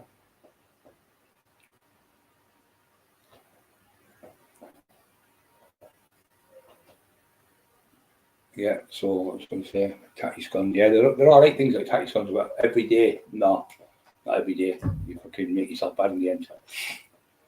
It's like having a nice big dinner on a Sunday, innit? You can have like a cheat day. Yeah, I have like a cheat day, you know. I might have like a tub of ice cream. I'll eat half in the morning, half like a third in the afternoon, and then at night. But I'm putting that back in my body over the train for the full week. Say I've Saturday off, I'll have like a day eating just garbage food. And then you're okay, because then the next day you go to the gym on the Monday, you're fit as fuck because you've got loads of that sugar and everything in your body, gives you energy, but you burn it off straight away because you've got it the day before. It's definitely digested in your system when you go to the gym. You just train like that. That's why people go to the gym on the Monday, because they go for the bench press. They always go, it's called the international bench press. Every fucker does bench press on a Monday. So I would say to you, don't do bench press on a Monday, because everyone in the gym's doing bench press. They go, oh, I've got my best lift today. They're obsessed about doing bench press. So do back, and all the machines will be free, and then do back bench the next day. All the gym will be free because all these will be on back. Do the reverse. So I used to think, wait a minute, everyone's doing legs on a Thursday, so I used to do legs on a Friday. So instead of waiting for machines and stuff, because you get sick, pissed about waiting for machines. And when you're in the zone, you come on, you want to go, and all these 3 people waiting to go on the machine. Like I said, don't do back on a Monday, do it on a Tuesday, and then do chest on the Monday. Sorry, back on a Monday and chest on the Tuesday. So nobody's going to be on the machines then, because they've already changed the chest on the Monday, and then the back's on the Monday and the Tuesday. So I've just changed it round the other way.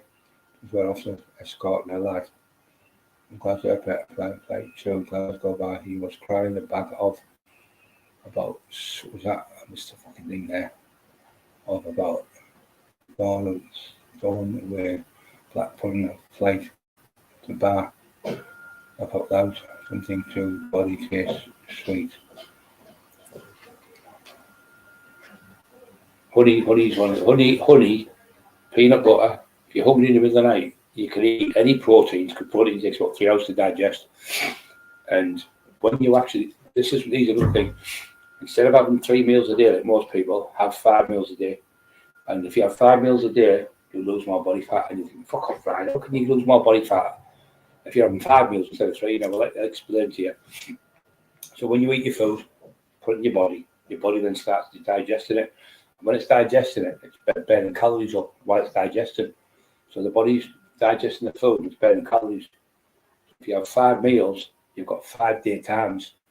5 times the body's digesting the food and burning calories while you do nothing. You sat about, and then it burns it up. It's like a cement mixer going around and burn it, and it's burning all the calories up.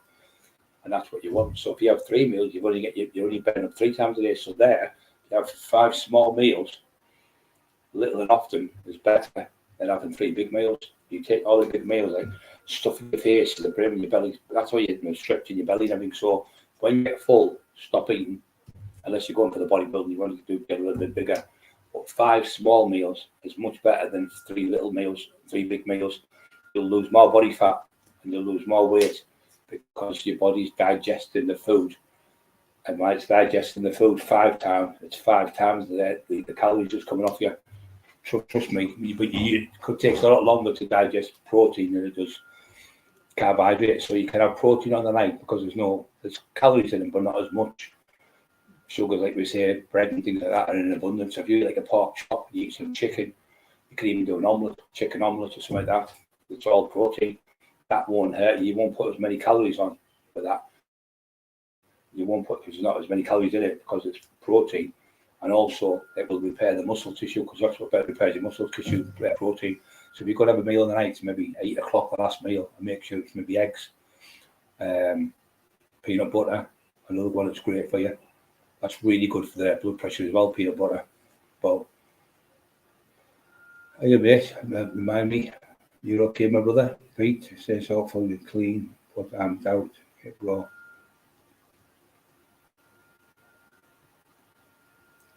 Stevie, Peter the Box, Philly, Kingston, Newmare, she won't keep it clean for long. Who it is, that's why they asked me to run from there. When I was doing the McIntyre documentary, all the people were asking me to run. There was even coppers in the fucking street coming up. They said, "Oh, we want rid of that Ray Ballum." He said, "I know you were a villain and all that, right? But I think you'll do better than him. He was worse than fucking the gangsters. They were giving people fucking confessions for drugs. They were saying, say you've done 6 crimes, we'll let you off, we'll let you out, and there's 2 grams of heroin." That's what they were doing in the 1990s. They're fucking the most corrupt. 600 police force in the North East, and Middlesbrough is the worst one, and it's still been the worst one since the 70s. There's been more corruption in this police force than ever anywhere in the whole fucking world, I think. Terrible. So yeah, so you can't digest them sacharins, and them sacharins. Oh, there's another thing. Sacharins, now we're saying sacharins, them fucking drinks, 1 cow drinks. You're better off just having a full fat drink, because the sugar's bad for you, but it's not as bad as them sacharins, because you can't digest the sacharins. At least you can digest the sugar. They're not good at all. Have a read up when you come off it, and you'll think, fucking hell, he's right. And another one that's really good for you is you call it creatine. Get some creatine, no matter who you are. So what happens is creatine helps you.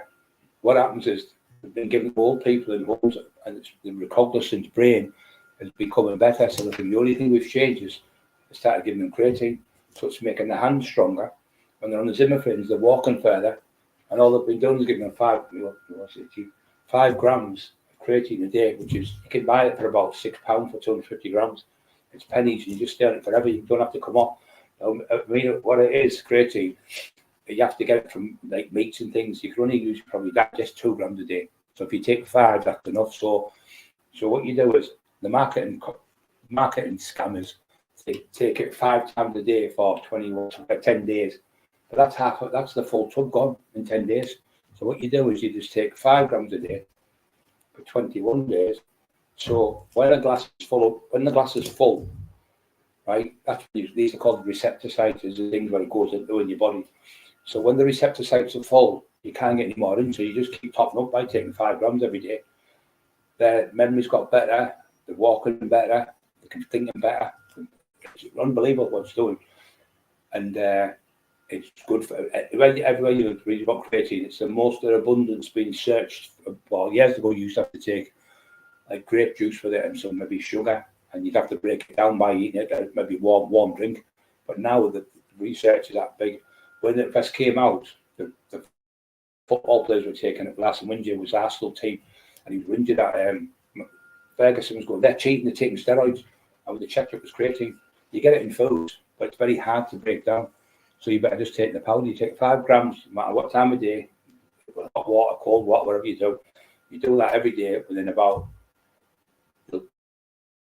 you'll feel better. You'll get stronger. Your hands will get stronger, and your memory gets better. Within about 3 weeks, 4 weeks, you start getting better. About 3, 4 months, you'll feel a massive where your hands moving better, strengthening up. Your feet and legs are stronger, and it's £6, £10 for a 500 gram one. Don't get the dear one, the fancy one, because that's not as good for you. So it's mad that sometimes things that are cheaper are better for you. So the cheap one's called Creapia. Don't ask me how to spell it. You know I'm used to the spelling. So Creapia, creatine monohydrate. That's the name of it, creatine monohydrate. So if you get that one, and you start taking it, especially the lads who are training, you put about £14 on the quality muscle, and your strength goes up about maybe 3, 4, 5% within 21 days. So you just take it over 21 days and it builds up that amount. So if I filled that to the brim of water now and it started putting more in it, would just spill. So why would you do that with the creatine? So you just have 1 a day. And another thing that's crazy, I always study stuff. These old people, old pensioners, instead of having tea on the night, they was getting Horlicks, and some started getting cocoa. So they started giving them cocoa before they went to bed, say 9 or 8 o'clock, something like that. Cocoa and a biscuit or whatever. All of a sudden, they give them a recognizance, like a memory test every 3 months. The memories went up by about 25%. They went, oh, what's different? Nothing. And then they looked and one said, the only thing we've got different on the manifest is cocoa. And they realised it was the cocoa that was making the memories quicker. It was cocoa that was making them sharper. And it was that was doing it. So what they're trying to do now, they're trying to make the tablet form of not drink chocolate, it's got to be pure cocoa. So they're going to give them cocoa and help people with Parkinson's and things like that. So that's a new thing they're going to try and use now. Just shows you the Lord Jesus Christ has showed, has put, there's always something there. You get a disease, it's there's something out there. You might have like an apple with an orange that cures, I don't know, people with bad skin or something. So the Lord's put everything out there for us in abundance. What do? Men have come along, humans, and destroyed the planet. When animals kill like wolves and stuff, they only kill for what they need to eat that day. Like they'll put it in like the shelf or something, go back and eat it with the pups. Where we go around like the buffalo, the Indians, the Red Indian, Plains Indian, when the Europeans went to America, they went there, the Scottish and the English and the Irish, all the other people, they went there and they brought more diseases. So them people never had colds and flus and things. So people are never going to go on about people like from Africa getting wiped out, genocide. But the Indians, the Red Plains Indians, that was their land. We went there and we wiped out 4,750,000 of them in 5 years. There was only 250,000 left. That's fucking disgusting. And what they were doing with that disgusting, they were giving them blankets with smallpox on to kill the kids and kill the families. That just for greed again. So when the Indians were called Katonkas, the buffaloes are called Katonka. They killed the Katonkas, the buffaloes. They would only have so much, so they killed 30 for the whole year. And that would be them. We've got enough in abundance. So that way, we'd have more. If you killed them all, you'd have nothing left. But that's what white people do, white men. So they went round and they were killing hundreds at a time just for buffaloes, for coats and things. They nearly wiped them all out. That's what we always fucking do. They're on about going to Mars. They've already run this planet. Why don't you fix this planet first? Why don't you get places for people who are dying of thirst and give fucking people water? Why should people die in the 21st century with no water? Again, I'm sickly again. I need tablets. I like this all day, Bob. I've got no tablets left. Busy. Some tablets there, and you see this. Yes, and there, please. Now one left. They're called Lamotroscal, they're called. When you take that medication, it makes you bad, then tramadol and shit. It's called Lamotroscal, anti. I've gone dizzy. They call them Lamotroscal for your stomach. So when they went there, killed all them people, wiped them all out, just for greed, just pure greed. And then people going about genocide, so they say they killed them and took over the land and things. It's disgusting what they've done. And they were the first ones to scalp people. So they used the Indians used to scalp people, but they used them, the red coats went with them and said, like, scalp them so we can prove we've been in this area. Come out with the scalps to prove they killed this tribe. And that's what they used to get. For any Indian woman, they get $3. For any Indian man, they get $5, I think it was. So they were just killing people in abundance just for fucking money. Greed again. Celtic. Oh, my next time is a trouble here. No train tonight. I'm going to have to stop. I don't want to do tonight. It's that time of traps. I think that's what's making me a bit bad. Overtraining. Camping out. Colorado, fantastic. Colorado, yeah, beautiful place. We're brilliant. Them Indians were really, really clever. They had that the Battle of Little Bighorn with General George Custer. He was a fucking lunatic. Him, hunger. He tried to take on 3,000 fucking Indians with about 200 soldiers. I think he only had about 200 soldiers. Got wiped out. The Jordan one, I'm not sure which one it was now. We wiped them out. Yeah, man, you've got the cup with all of it on Sunday. I think it is to play. Or is it next week? I'm not sure. I think they played well against Newcastle. You know, it was really good. The two kids that come on and were outstanding. Not like old Fergie though. Never ever will there be another general like fucking Napoleon. Never will there ever be a fucking. That's what they are, like generals, aren't they? Football managers, tacticians. Well, they're playing stuff. Ferguson, that was the best ever. Not me being know, it's just the truth. He was fucking every team he had. He just made them into champions. There were kids like he never paid up for Beckham. When he went to David Beckham's house to sign him, he went, "Oh, I've got him here." It was all Man United players on the wall, so he knew he wasn't going to go to Tottenham. So he knew he had him. Then he got gigs for nothing. Paul Scholes for nothing. Gary, what do you call him? Gary Neville and Phil Neville for nothing. All homegrown youth teams. Absolutely a magical manager. The ones now, it's just that throws fucking £80 million for a player. They don't even check him out. Fucking pathetic. Yeah, the therapy is the great thing about therapy is when you have people who are off it and you can go to places that get help off people. It's when it's just don't have a very small circle of friends and be like a brother and a sister. You talk about it too, and you go and get help with them. You know, when you sit with loads of people and you've got these rehabs with loads of people, the only thing is there, some of them slip up and they take you with them, then you're back on the fucking drug. So I don't like them as much. Usually to get off it, but then when you do get off it, stay with your family, don't keep going there, because there's always someone who'll say, "It's got the best bit of gear to ever got. We've been off for 3 months," and you really believe that you're not going to go on and back on it, and you have one go and you're back on it, and it's horrible. The worst I've said all the time, "I've been off for 3 months, I'll be all right. I'll go to jail like 6 months, come out, but stay honest." On for fucking 2 months. Peter Mason, you okay? Plastic's 92, yeah, they were unbelievable. When they won that title, I don't care what anyone says, they were the best team in the world. They won the European Cup. They beat, funny enough, they beat Newcastle 2-1. I was abroad, I was in Spain, I was in Dominican Republic. That was nice there, lovely. They called me Rambo over there. Kids, I used to go out every day and get them sweets and stuff because they say everything free. Buy them footballs. We've got 15 little black kids running about in class, playing football with me, jumping on me, and them like trying to play like Tarzan games and all that with them. I loved it every day to go out and spend like a £5 on sweets. Fucking, I was paying 10 grand a week then. Allegedly, police, allegedly officer, allegedly. I give all the people in my me. I give all my millions away to the Dominican people. Sometimes I'm funny, aren't I? Yeah, the quick chocolate digestive. Yeah, it's all right to have things. I'm on about in abundance. I'm on about to eat like 10, like now Bobby will have 30 cups of coffee a day and fucking 40 biscuits a day. And he's like, doing that fucking noise. I said, that's because you're full of caffeine. But I'm only drinking tea. But people don't know this. There's more caffeine per pound of sugar. There's more caffeine in tea than there is in sugar. So I like fucking in coffee because it's not as big. But pound for pound, there's more caffeine in tea than there is in coffee. And he's up all night, can't sleep. And then obvious, saying comes up being time out. Time out, their biscuits are the chalky digestives. Yeah, they're good. I have the baked ones out the idea. See, you don't have to live like a monk.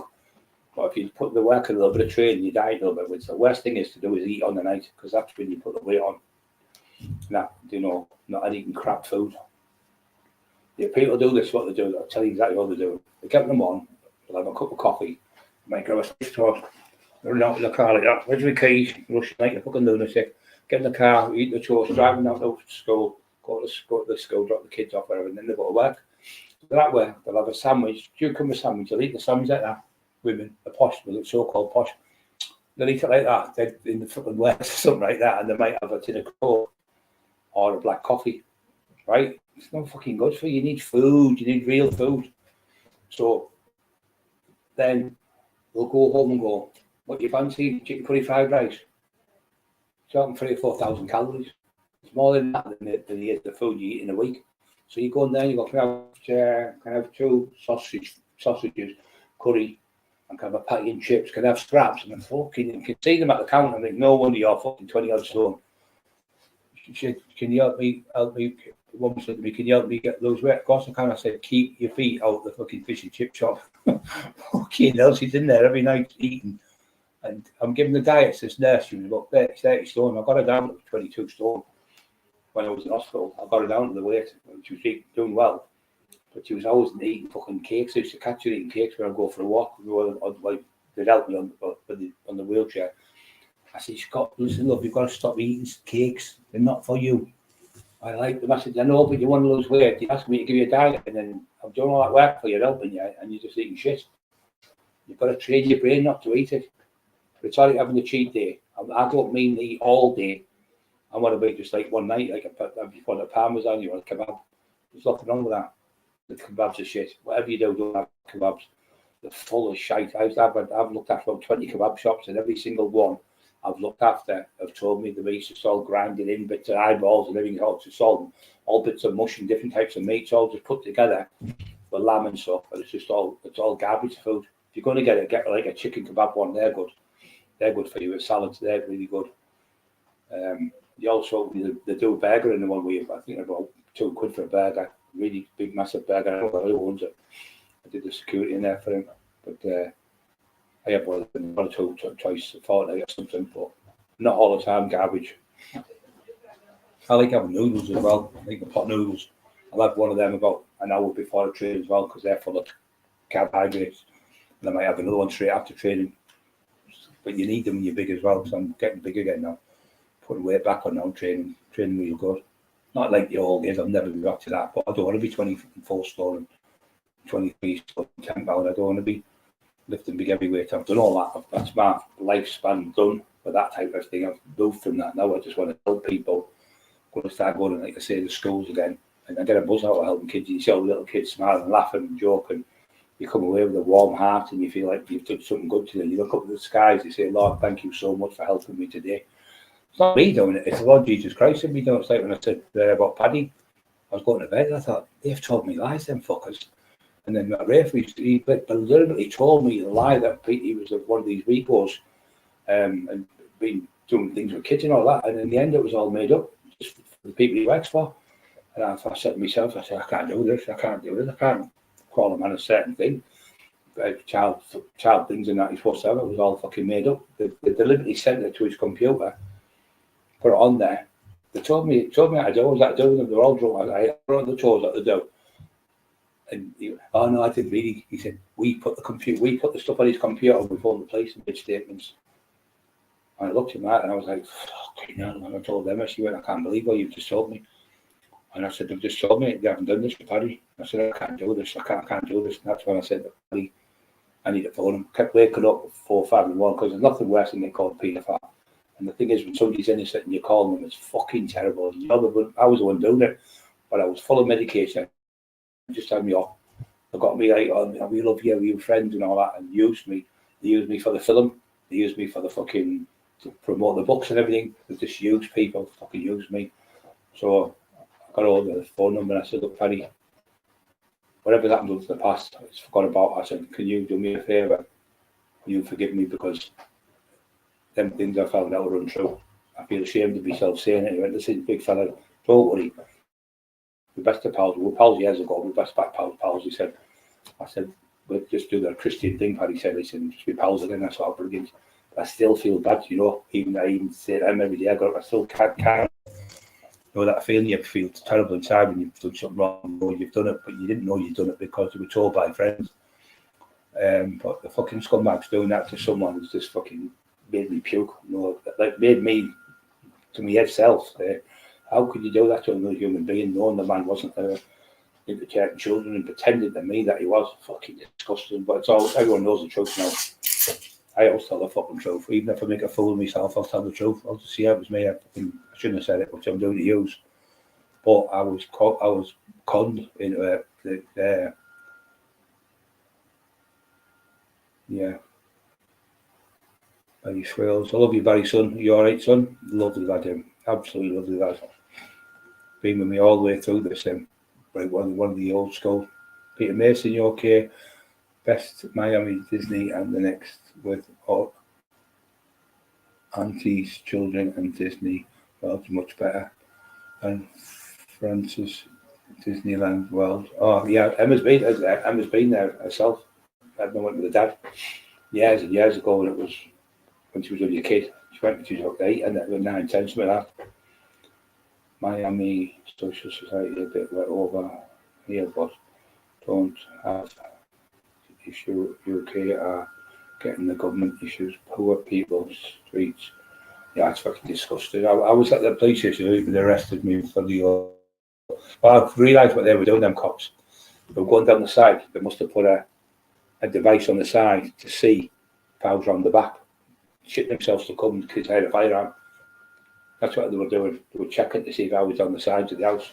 And they've checked for firearms there because they were firearm units and ones. I know them inside out. I know how they work. I mean, they were outside. They were 5 minutes. They've knocked on the door. We're checking to see if I had guns in the house. Because I said, even if I have to go out and shoot out the cops, I don't give a fuck. Which I don't give a fuck. I wouldn't give a fuck. And yeah, so that's what they were doing, checking to see if I was armed that day. And then there was nothing here, nothing at Paddy. Isn't it strange how Paddy padded up? Paddy padded up together again. And then I get raided. And then Paddy gets raided the next fucking day, or the same day, was it? I'm not sure. Exact same thing. So we knew it was them scumbags up the road. It was one of them could do it, we know, and that little sidekick of his. So we know it was them. But the great thing is now, everyone knows the truth. And you've all seen what they've done to Paddy, setting him up with their fucking car, they've been bending the car and all that shit. Disgusting. Supposed to be gangsters. Why don't they do something? Haven't done fuck all. Because they aren't fucking gangsters, full of shit. It's way, way overpriced. Because 71 in Disneyland in 2000. Disneyland 71 in 2000.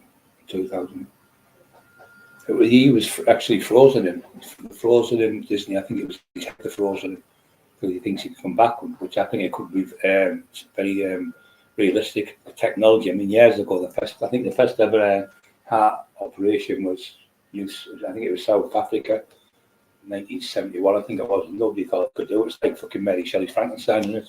So they're on about now can bring people back, which I really do believe in time they could do it.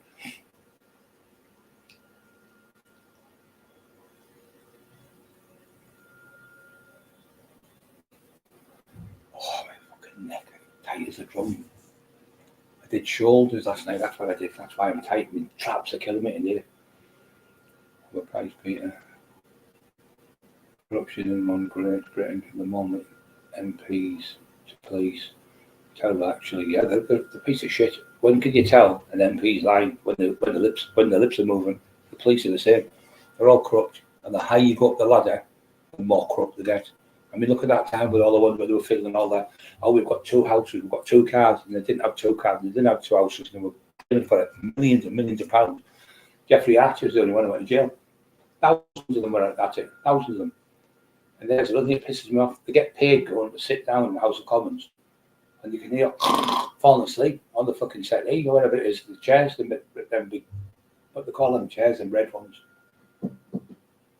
I mean, it starts with a C, I think. I can't remember the name of them now. Chesterfield settees are sat on, asleep, and getting paid £700 a day or something to go in there. I think it's £300 to turn up for half an hour. If they stay so many hours, they get £400, £500, £600 an hour. I think that's for the day if they go.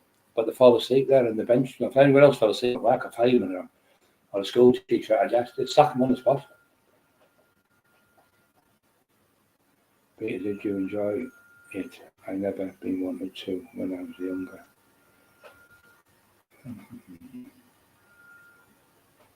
Walker's crisps. Jalapeno cheese mix crisps. Walker's, that's got your lineage, isn't it? Crisps. When I was a kid, there used to be a thing called, Dad used to work at the crisp factory, and when the crisps used to get dropped and broken, like packets and bust open, like say 20 in a box, you'd have to give them out as broken, so probably pay a penny each or something for them. Dad used to come on with like hundreds of packets of crisps on the Friday night, but of course lads would get them for him as well. We only allowed so many, but the people would get them for him because obviously all the kids in the family.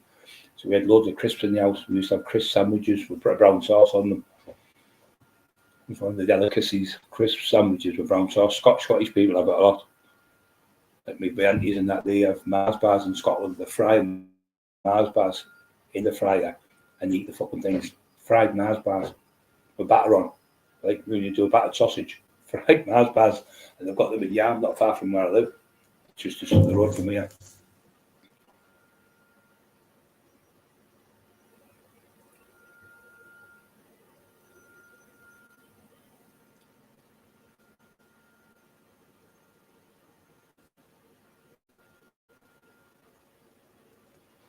Yeah, went to jail. Somebody that was found. You went on holiday anywhere? Yeah, right. No, not really, I don't think.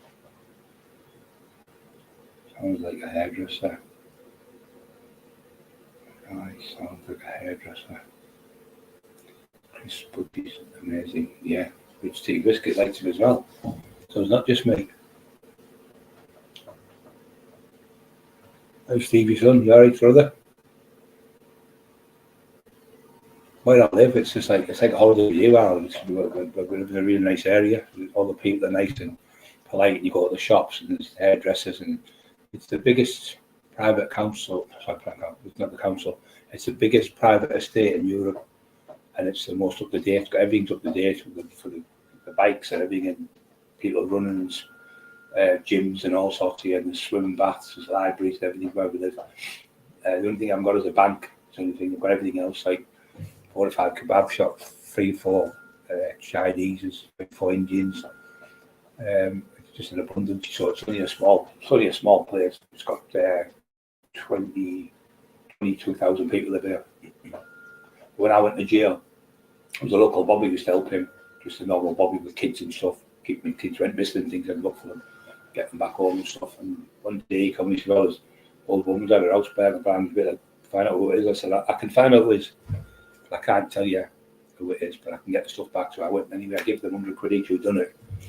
Found out them in 20 minutes. Went round with Ryan with the ginger hair. It was in the documentary. I looked after him 5 years. I had his mates a year and 18 months. I took his mate in as well. The man's still around. I've always been getting in trouble, so I took him in as like a stepdad type thing. But I still call me dad to this day, them kids. So Ryan stayed with us, like I say, for 5 years, and the other kid, I was in a shop in. I used to say, when you get older, you always get a job where you work indoor, like electrician. So anyway, I'm sitting in the shop in Barnaby, like a little off-door thing. I'm stood there, and this lad, about 22-year-olds, looking at me, big lad. He's going to have all this fuck. He kept looking at me, and he was like, look at me, this little girl with him. I went, you all right? He went, yeah. You don't remember me, do you? I'm Chrissy. I went, Chrissy Cross. He went, oh. I said, I won't believe it. Son, you're massive. He went, I'd just like to thank you, Brian. He said, it wasn't for you. I'd have been in jail, been on drugs. I listened to what you told me, but I didn't become an electrician. He said, no, I'll become a plumber. And when I'm in the army, that's my little dog. So I'm married and I've got a house and everything. It's fucking marvellous. You get a little tear in my eye, you know, happy for him. Give me a big cuddle. He said, I still love you, Dad. Still come dad, you know, all them years. I hadn't seen him for years. We were only like 15, 16. He stayed for like 18 months. What had happened is, round the corner, his mum lived. And she was on the road. And she had 4 or 5 kids anyway. Little brother, about 5-year-old, was fighting the other kid next door. You know, you see that all the time. So he's jumping in because the kids are back friends the next day. So anyway, this bloke, about 6'2", big moustache. And he came out and he said, so the young kid was fighting anyway. Chrissy jumped in and pulled him apart. And then the bloke fucking punched him and he fell on the floor and he jumped on his collarbone, stabbed his collarbone. So anyway, he was coming round here. But Ryan, so what's happened? He said, oh, he's going to have to go to Yarm. Because the man lives next door and they're scared in case it happens again. So why don't they go fucking him out? He said, oh, I don't know. He said, anyway, so the cops come. He said, all right, son. I said, yeah. I said, can I have a word, lad? He went, yeah. I said, is it all right, Father? With me. He said, you'd have to see the probation officer. If you got his number, he said, well, I can get it for you. I'll get him to come see you. So we called him, Derek. Derek came. He said, well, you take him in, Brian? He said, well, that'd be brilliant. So the cops come back. He said, we're in the safest house in the world now, so no one's going to get you here. So I took him in for 18 months he lived there. Anyway, it went to court and the man got fucking done. He got fired, massive fine. Anyway, when it was all finished, I went around and offered him out. I said, come on, you daft cunt. Get on the grass, me and you want to mate you. There's no kids out there. I go, mate you, he was on his own. Shit yourself, fucking coward. Chatting, bullied the little kid, broke his collarbone. I kept him, like I say, all that time. And when I was in the shop, he'd changed his life around. It's fucking amazing when he can do things like that. Keep him out of trouble. But yeah.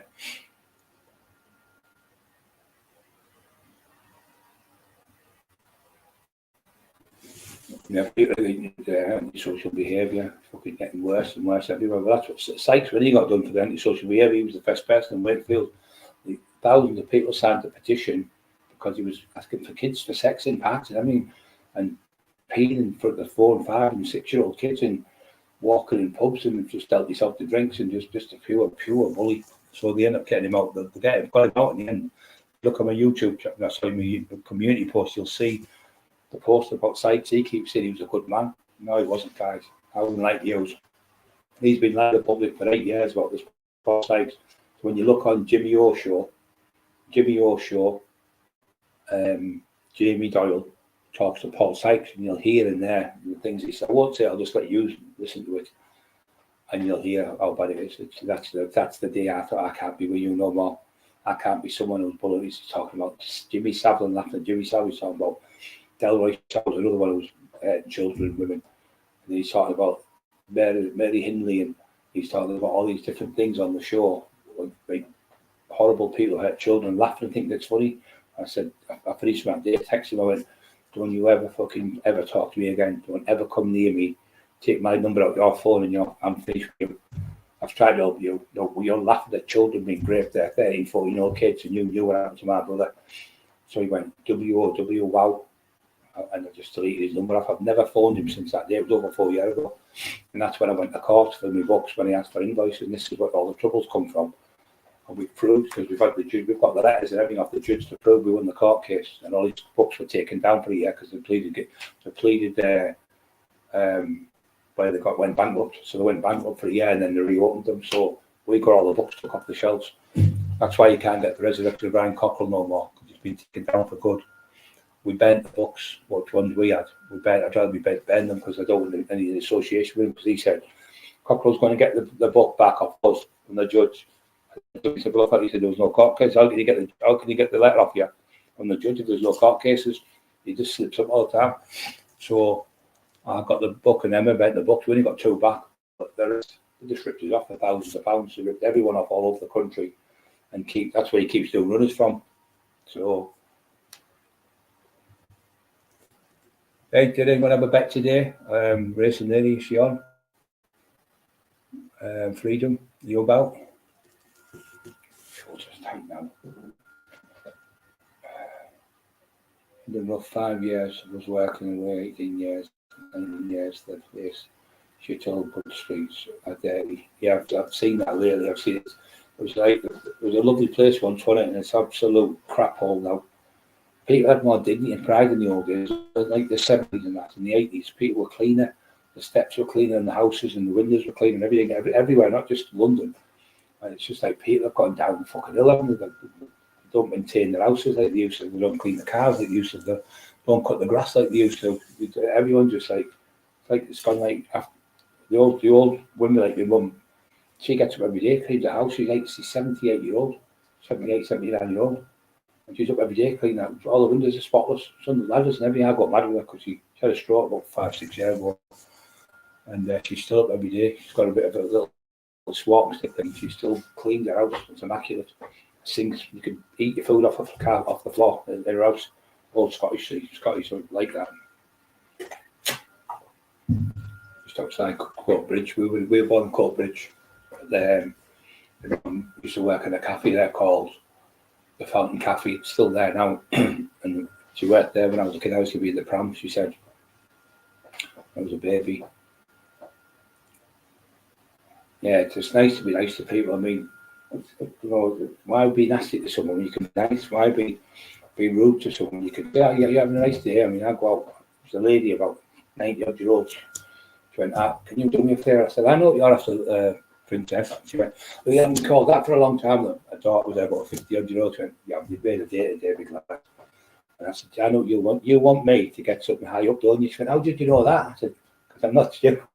What is it, cornflakes or something? She went, no, soap powder. I went, okay. So I got the soap powder. She was like, oh, thank you so much.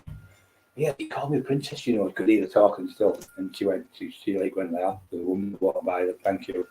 You made a day. Just that little things like that, helping people, like opening the door for someone. Are you having a nice day today? I was up to blah, blah, blah, blah, blah. We have a lovely day then. You take care of yourself.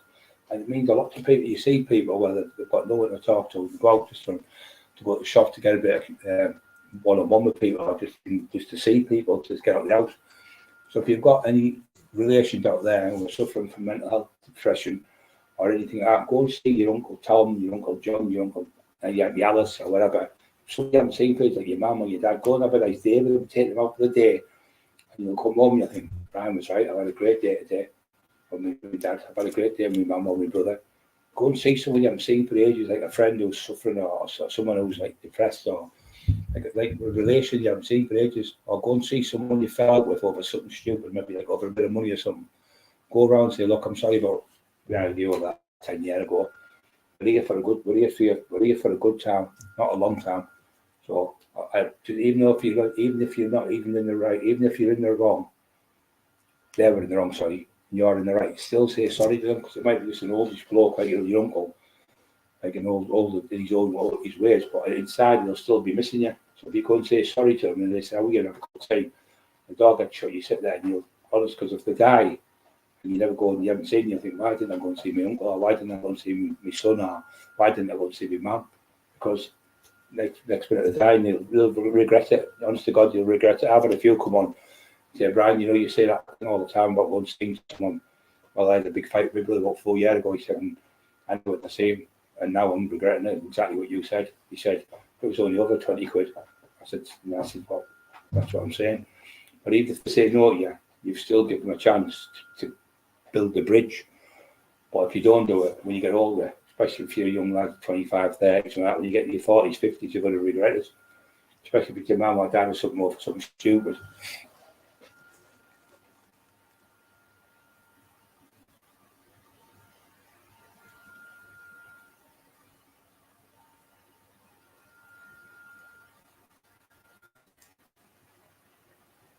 I hate anything dirty. Everything has to be right with clothes, with shave, brush my teeth. Everything has to be right. I won't come on scruffy.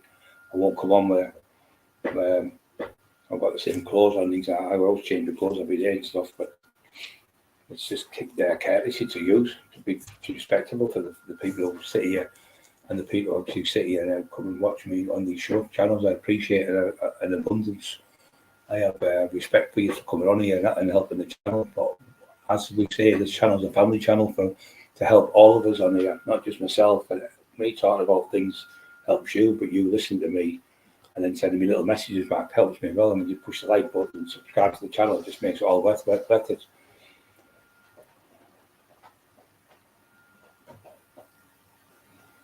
Yeah, so what was I going to say? 33 pound back on, lads. Oh, you're betting. I knew it was, I fucking knew it was you, Freedom, before I even looked. Trevor Francis, hey, Freedom Knowledge, I'm terrible against. Trevor Francis was the first £1 million player in the world, if I'm right. And then, yeah, he was the first £1 million player. Now look at them, £100 million. There's one that Mbappe, you want £150 million for him. Look, you know, you could fucking, that £150 million would probably fucking solve the water fucking for all the kids in Africa dying of thirst. I think it's disgusting that people are dying of thirst. I really do. Fucking people are dying of thirst. I can't understand why people are dying of thirst. They just can't.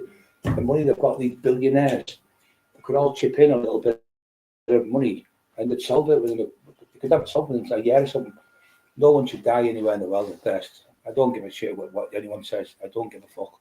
Sorry for swearing again, but it really pisses me. It does pisses me off. People dying of thirst, little kids dying of thirst. It's just, no matter what colour they are, what country they're in, no one should die of thirst in the 21st century. We live in the space age here. You know, technology, laser beams, and fucking look at the phones we've got and the technology.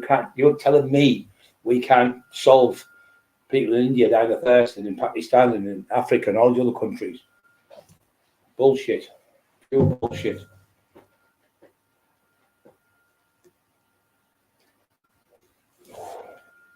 Please lose the plot. Tight as a drum and then shoulders. I woke up, I think that's when I slept last night on my pillow. Cut myself there, got a brand new shave. I was half asleep this morning and woke up. I slipped 3 times. I was like I've been sword fencing with someone, cuts all over me. So what have you done to your face? I went, so I've just slipped to the razor, sharp as, them razors sharp as a razor, you know. Water kills them. Drinking water, it kills them. Yeah, dirty water does, but not clean water.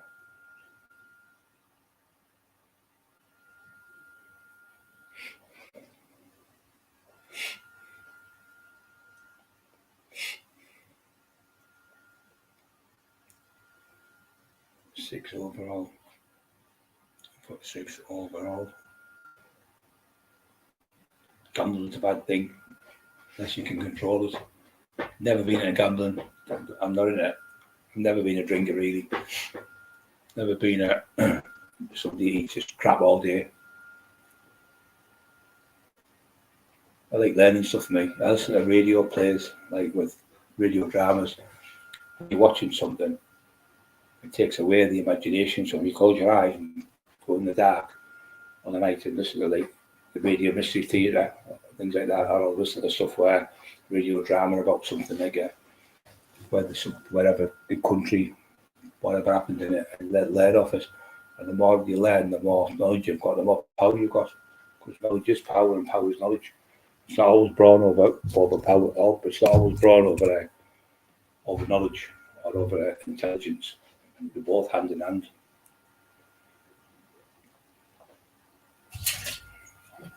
Now happens after Mason, bacteria. Yeah, the bacteria in the water can kill them. That's the one. It's poisonous. But they've got nothing else to drink. That's all they have to do. I think it's disgusting that I have to drink that water. And when you're sat here on these machines and stuff, computers, and there's people down, they walk 4 or 5 miles for a bit of water and then dying with it. Makes me ill. Does makes me ill.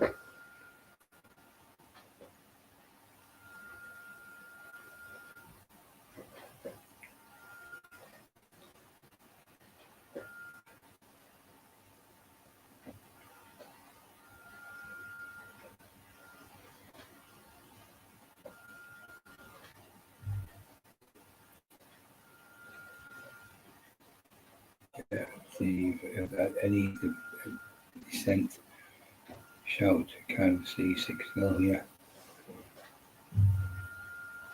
Players are lazy now. The old school players and that used to fight for the team. There wasn't for the team, it was fight for the pride, the badge, the honour of playing for Man U or Liverpool or whatever team they played for. It's just all money again. Players getting like £375,000 a week and call them heroes. No real heroes or servicemen and women who are giving their lives in Afghanistan and Iraq and other countries, or people like firemen going into houses and saving kids' lives. They're real heroes. Or doctors and nurses were saving people on operating tables where the bombs are going off, where they're at. They're the real heroes, not fucking Wayne Rooney, not fucking Tyson Fury. They're not heroes. They're not fucking heroes. People are giving their lives, like diving in the river and saving people's lives, you know, on the boats and that, in the sea, capsizing people, going saving people in the seas and things like that. They're heroes.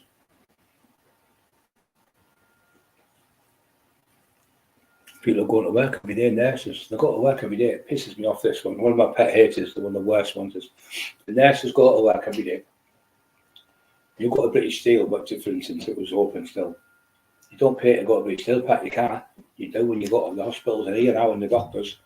They're paying like £5, £6, £7 a day to park their car in the fucking hospital where they're saving people's lives. That is absolutely disgusting. Disgusting. I was talking when I was in there, they went, yeah, it cripples us, the money. They have to pay money every day when they park the cars in there. That's absolutely disgusting. What job would you go to? Where other jobs would you go, right? Where else would you go? Like Tesco's, you don't pay for your car park in Tesco's if you work there. So why should you have to pay the hospital when these people are saving people's lives? It's absolutely insanity. So you go to work and you're paying £7 a day or something for a car spot. That's £70 every 10 days. That's £210 a month. Which would probably be cheaper when you pay by the month or something, but it's still disgusting. I don't think you should have to pay anything. The money they get is a pittance. And the work they do, you see the slogging the guts out to help people. Really, really hard work being a nurse or being a doctor, you know, like a young doctor or whatever, or just helping people like physios and things like that. Having to pay for your car park, going to work and the job what you do to help people, save people's lives. I don't understand it. Greedy fucking councils again. Council's always the same.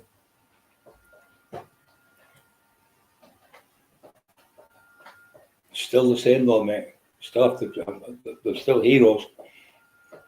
People, the people who save people's lives on boats and that are still heroes because they're risking their lives to save someone. I don't even think they get paid for it. I think most of them go do it for volunteers, because I know quite a few in Redcar do it. They don't get paid any money. They go out on the lifeboats to save people's lives, so they don't get any money. I used to be there. My mate Big Bob used to go on, and Craig, he was lifeboatman. You won't believe how many people go missing in the water, falling in the river, falling in the sea and stuff, fishing. A lot of it's again drinking and fishing. It doesn't work. I tell you what, I like that Bob Mortimer and the other one when they go fishing. I think it's marvellous. Two old men with heart attacks, they've had strokes and that, and help people. Marvellous, help each other. It's great. Gazza was on it, but Vinnie Jones was on the other week as well. Really, really nice. It's nice to watch people helping each other. Yeah, nurses paying for a car park. I wonder where the money goes from this. Yeah, in the fucking government's pocket as usual. It's always a scam. It's always the people who work, the poor people always get poorer, and the millionaires get more richer. It's never changed from day one, day dot. The very first day the world started, it's always been the rich get richer and the poor get poorer, and it's always the people who've got the least jobs and the least money get the bigger taxes and and they get the harder the jobs are for people to do. They seem to get more from tax and things. Military veterans being homeless. Yeah, well, that's what I've seen. There was 4 tents of the day when I was in the prison, not prison, I was in the police station, and 2 of them were army lads in a tent, living there, couldn't know where to live. That week saved one lad. We walked down the street before my operation about 5 years ago. Right, then can you help us get in rehab, please? He said, I'm ex-army. He said, he was a captain in the army, very small. He said, would you be able to help us? So we contacted the church. The church contacted this rehab place in Whitby Street, Hartlepool. So we had to take him to get his COVID. So you have to wait 22 days to get the COVID. So we went to one place in Stockton, couldn't get it. We went to another place in Middlesbrough. There was a big black lad there, he knew me. He went, "Hey, Brian, off the tax man, how are you doing?" I went, "Sound brother, could do the favour." I said, so the nurse wouldn't come out. I said, "Oh, we'll have to do it in 2 days' time. You get it now, and we'll give you the thing in 2 days." I said, "But the rehab shuts down tomorrow." I said, "It's the last day to get in there. It's closing down because of the COVID." So I went, "Leave it with me." Phoned him the next day about 6 in the morning. He said, "I've got it here." Went over, got it, took him to Whitby Street. As I got to Whitby Street, it was about 12 o'clock, I think it was. We had to be there for 1 o'clock. And when I got there was about 12 lads on the front who were in there. They were coming out for a fag. They were in the rehab. And now lads went, "Oh, it's Big Brian, it's Big Brian, Cocklow Taxman." And hey guys, I got pictures with them all kids, like 18, 19, 20, 25, 30s, all these young lads. I'm proud of you all been doing this, really proud of you in advance. Coming, Brian, he was from Liverpool, proper Scouser. But, it's amazing you've come down here and helped him. So we've got him in there and helped him, obviously, off the streets. So we had to have him at our house for the day and a half with us. We bought in Kentucky, we bought him a big couple of about 2 or 3 ounces of baccy, lighters and all that stuff. So we went in here back in, and we gave him 50 quid to go in with. He was over the moon. You think you give him £1 million? And we got another phone call from Liverpool, again to Liverpool again. And he said, "I'm on the streets, I'm living under a bridge. I've got no shoes on my feet or nothing." He said, "They can get me shoes within 2 days before I get them." So we phoned up to him that we've got him some shoes. And we put £20 on his card. He's phoned his daughter. And then we got these other people. It was ex-army, this lad, he lives in Durham. He's got a place where you can get people in like a hostel, but it's going to take about 2 weeks, he said. So he went with me anyway. About 5 days later, he phoned him back up and said, "I've got you in, but you got to wait another 6 days or something." So it was about 11 days yet to wait. And then he phoned, he sat crying on the phone, "You've done more for me in 6 days the government have done in 6 years. He said they've left me on the street with no food and nothing. I've only seen my daughter, I've only taught my daughter once in the last year, and the money you give me for that, the lads I was in jail with, sorry, the lads I was in the army with, it was a special place where you could put your name in and people could phone you. So I spoke to my mate I was in the army with. He said, I can't thank you enough. You've saved my life. And my daughter and his daughter come on the phone, talk to us. It was marvellous to be like that.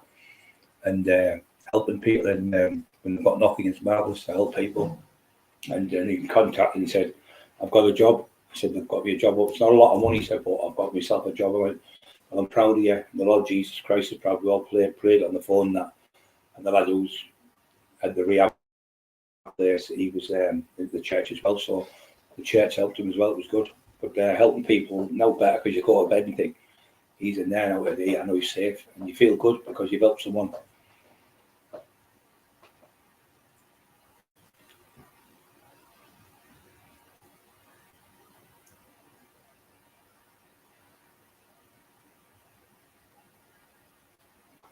Yeah, I'm going over there because I'm going. John Alika, who's in the Gambini family, Mafia, they've contacted us there. They wanted us to go over. He said, your name's been coming over to America. Never said America, he said over the pond for years and years. He said, we all know you, the lads, the gangsters over that way.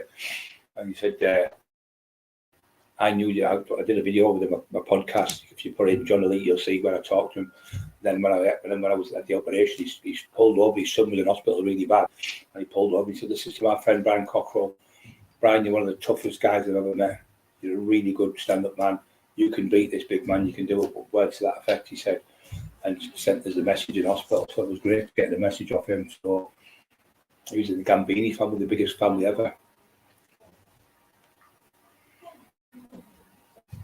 Call it over the water, meaning some people call it over the pond or over the water, over the pond. We've been asked to go to Australia. My friend's a school teacher. He used to be a school teacher here.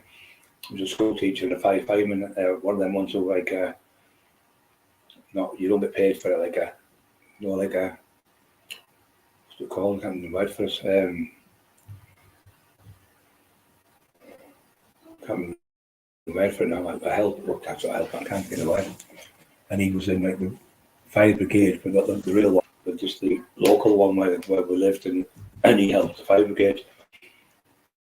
Part-time fireman, that was it, part-time fireman. And yeah, he got me to go in the hostels and stuff, and in the schools, because he was a school teacher. His best friend was he was a school teacher, Gary the Colin, and he's over there now. He's a school teacher there, and in the fire brigade over there as well. So he's asked us to go over and stay for 6 weeks. He said, I can get you right around Australia. They love you over here. He said, in our school, they let us do it. He says, all the kids from 11 to 16 have read the Taxman. He said, they're reading Shakespeare, it's boring. They're reading this, it's boring. So they asked the teacher, could they read the Taxman book? And the headmaster gave them the head. So he said, this school, every kid in the school from whatever age, 11 till 16, I think it was, have read the Taxman book. He said, and they love it. He said, so it's really good, some of the kids. So then I got a letter, like an email, what it's called, of some girl. She was from Russia. She went, Mr. Taxman, we're asking you from our college, could we use your book as an essay? Because we're all trainee barristers. We'd like to use your book. I said, yeah, you're absolutely welcome anytime. So we sent the book over to them. Me and Emma wrote them under it. Just nice things like that to do. It doesn't cost nothing. You help people in the world. You're doing good. Yeah, they keep saying that. My friend lives over there, David. He's a barrister over here. He lives in Texas, over and obviously America, Austin, Texas. He lives in, and he's got his own attorney at law. He is over there. Really good man with his wife. Really nice people.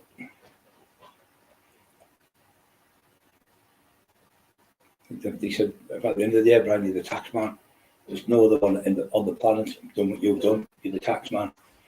Amazing. He said, you don't want to, all you did it with guns and knives and stuff. You did it with your fists.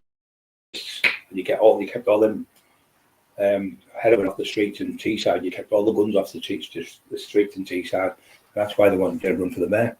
They still want me to run for the. They asked me about 2 years ago to run for the chief of police, because it's not to do with government. It's to do with the people in the streets who vote for you. Because the police don't turn up here. They don't turn up at your house. If you fall for 999, they don't turn up, which is disgusting. That's why you pay your council tax. That's why most of your money goes towards the government council tax and the dustbin people and things like that. The dustbin men, it goes to them, the council. That's where it goes to.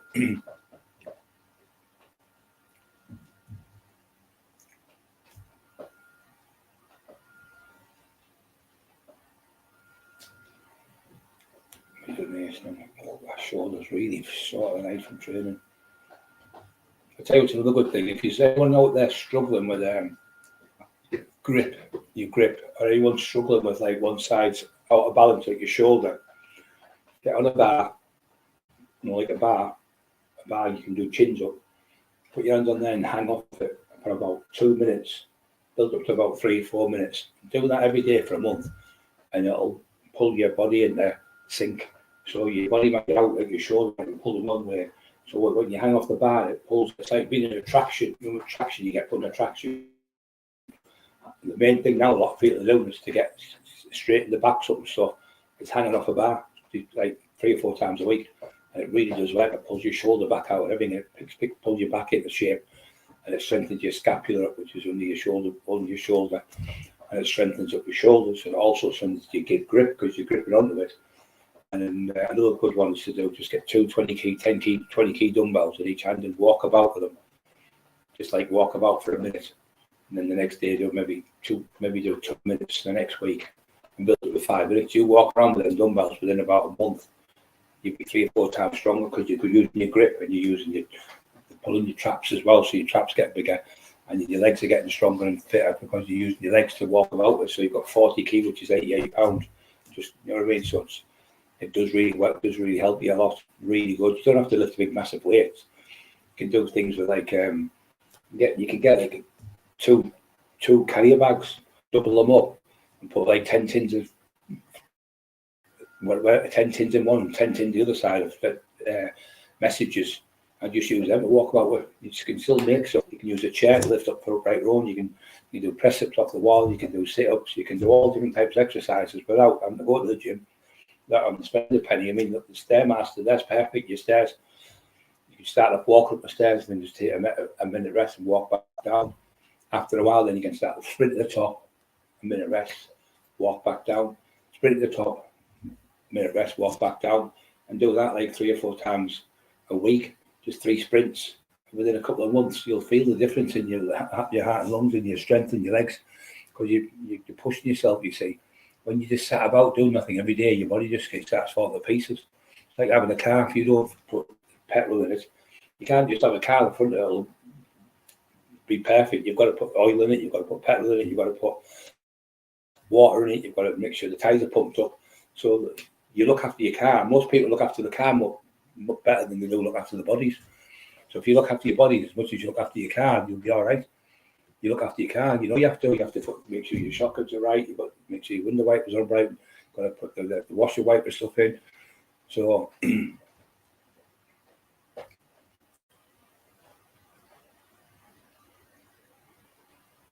sports massages. Yeah, I've had a few, my friend. I've had a few there, brother.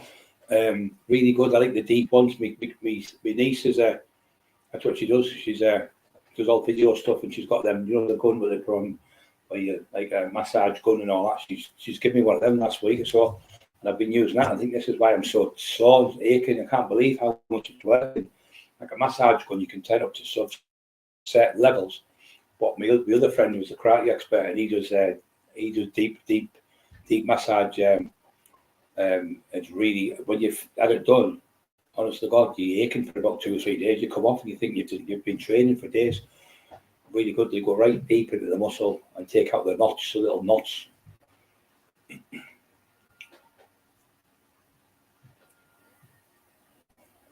Stevie Coates, Aquil, aerobic. Probably got it wrong, my brother. Hydrotherapy is good. Yeah, you're right. Hydrotherapy is good. My mate's got a pool there, but it's too far to drive up to the place for me to go. I was supposed to, but that idiot, obviously, when threatening my wife and everything, I had to come out of hospital early. I was supposed to be in hospital for 12 weeks. I was only in for 3 because he was threatening to rape my wife and everything, so I had to send myself out. That's why I sent myself to hospital. If it wasn't for him, I had a man in there who broke his neck, and he trains people in there, and he had me in the hydro pool and everything in the gym. So I was starting to go in the gym with this girl. She was called Jordan, she's a physiotherapist, and she had me doing these mental exercises, but they really worked. Things that I never knew about, out to that light angles and stuff. Well, that's what she did. She did that, and then she went on to the next stage where she was going to be doing nerve damages and stuff. But she looked after us for 3 weeks in the hospital.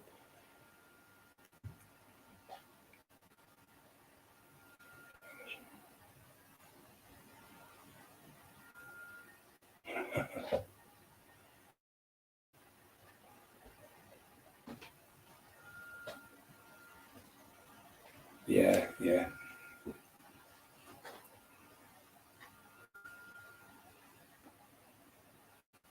My shoulders absolutely killing me.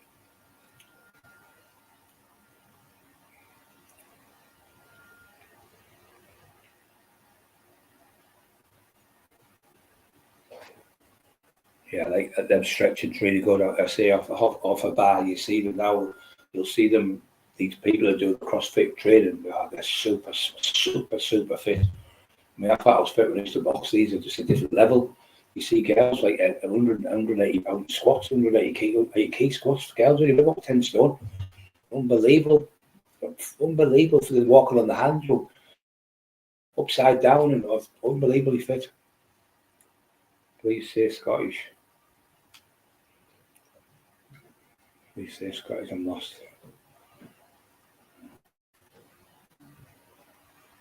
Yeah. I'm looking at on here. 36.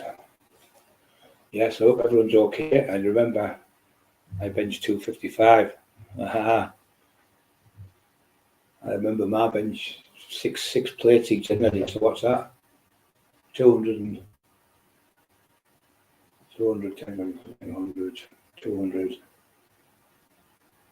265 key I benched for 3 reps. And I did 270 key for 1 rep. That was my best bench. I got it on video somewhere. I squatted 365 key for 3 reps. I did 150 key tricep press downs for 10 reps. I was super strong, I was really strong, naturally strong, gifted with the strength. Scottish, British guy, Scottish guy, Scottish, yeah. Born in Scotland when I was a kid that came down here. They called me Scottish Bride still in Redcar because I had that accent all that time, because I'd be with my uncles were all Scottish, my aunties, all that, and all the cousins and that Scottish. I'd stay at their houses, so I'd still have that twang of Scottish. And it was later on I lost it because I had to blend in with people because people couldn't understand me on the doors and stuff.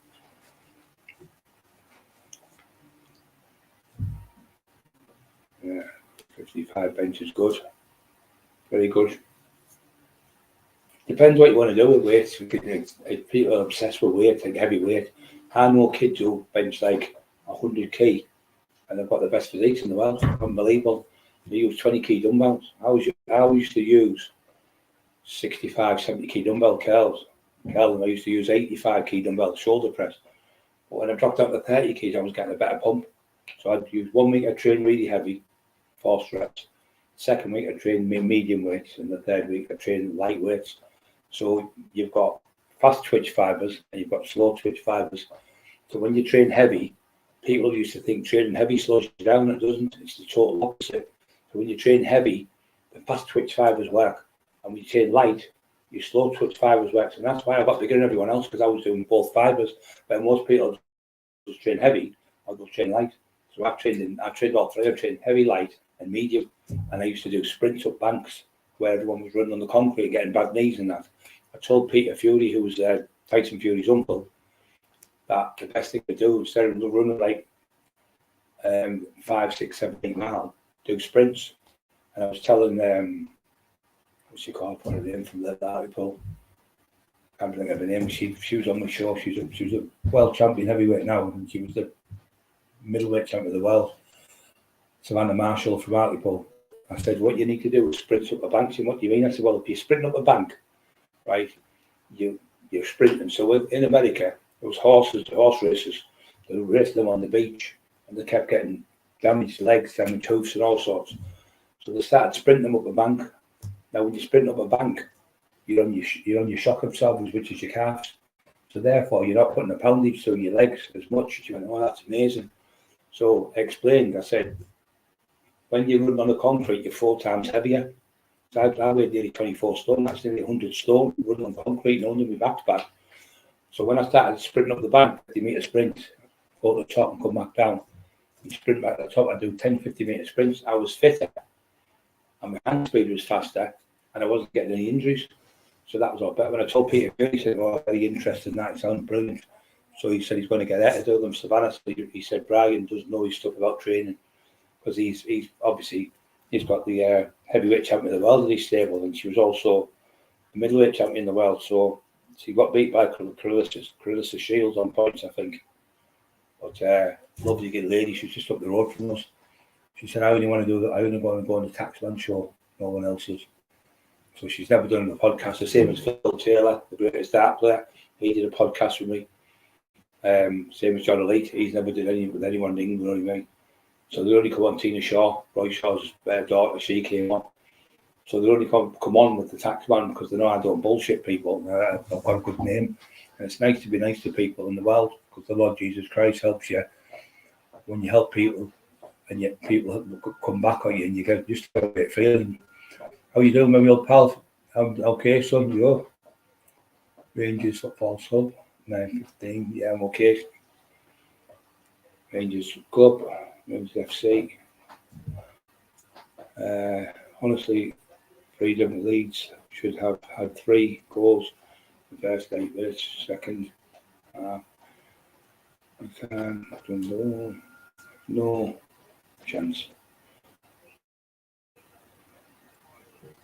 Just waiting for application.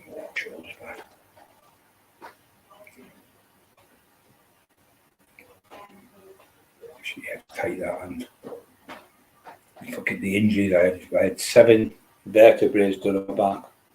I had C2, C3, C4, C5, C6, C7 vertebrae where there was decompression, spinal stenosis, and they had to put 2 titanium rods each side of my neck with 8 nuts and bolts each side, and you had to put another titanium rod underneath me, and it should have been a 2.5 hour operation. It ended up being 7 hours. 7 hours, and I passed away on the table. They brought me back with them jump lead things, and they said I'd never walk again. So I looked at the Lord Jesus. I went, I'm going to walk. And he went, yes, you're going to walk. So I fell asleep on the bed. I was still in the recovery bed. They never moved me because I was really that bad. I couldn't move. My hands were gone and everything. So I got myself. These 2 lads were in there. I said, get me up. They went, no, we can't. No, I said, get me up now. Get me up. I said.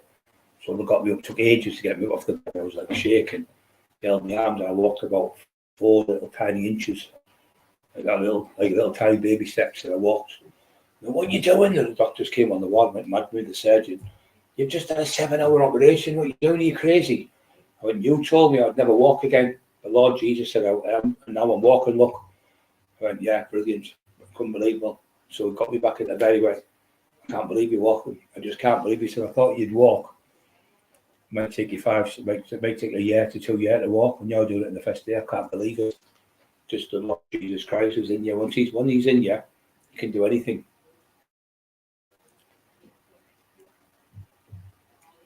Views 1. So right, I'm going to show guys. I'm absolutely shattered. My shoulders are killing me tonight. So I was going to do a 3-hour, but I can't do it. I've just got quality gone. Thank you so much to everyone who's been on tonight. I appreciate everything from everyone. Thank you for all the questions and answers. Just watching these days, 22 biceps. Yeah, I had 36.5-inch thighs. That's how big my thighs were when I was there, when I was the biggest. Each thigh was 36.5, and I had 22-inch, just over 22-inch biceps, and he had 23.25-inch neck, and a 23.5-inch calf. It was huge. Huge it was. Right, guys, I'm definitely going. Let me wife turn this off. Thank you so much, everyone. God bless you, and may the Lord be with you. Oh, lovely people on there. Beautiful people. Lovely people on there. Lovely people on there. Oh, look. Oh, did they? Which one do you want? Bacon and cheese or cheese? Bacon. I just turn this live off. Wait, 2 seconds. 2 seconds, I'll just turn live off for you. That's all. The live's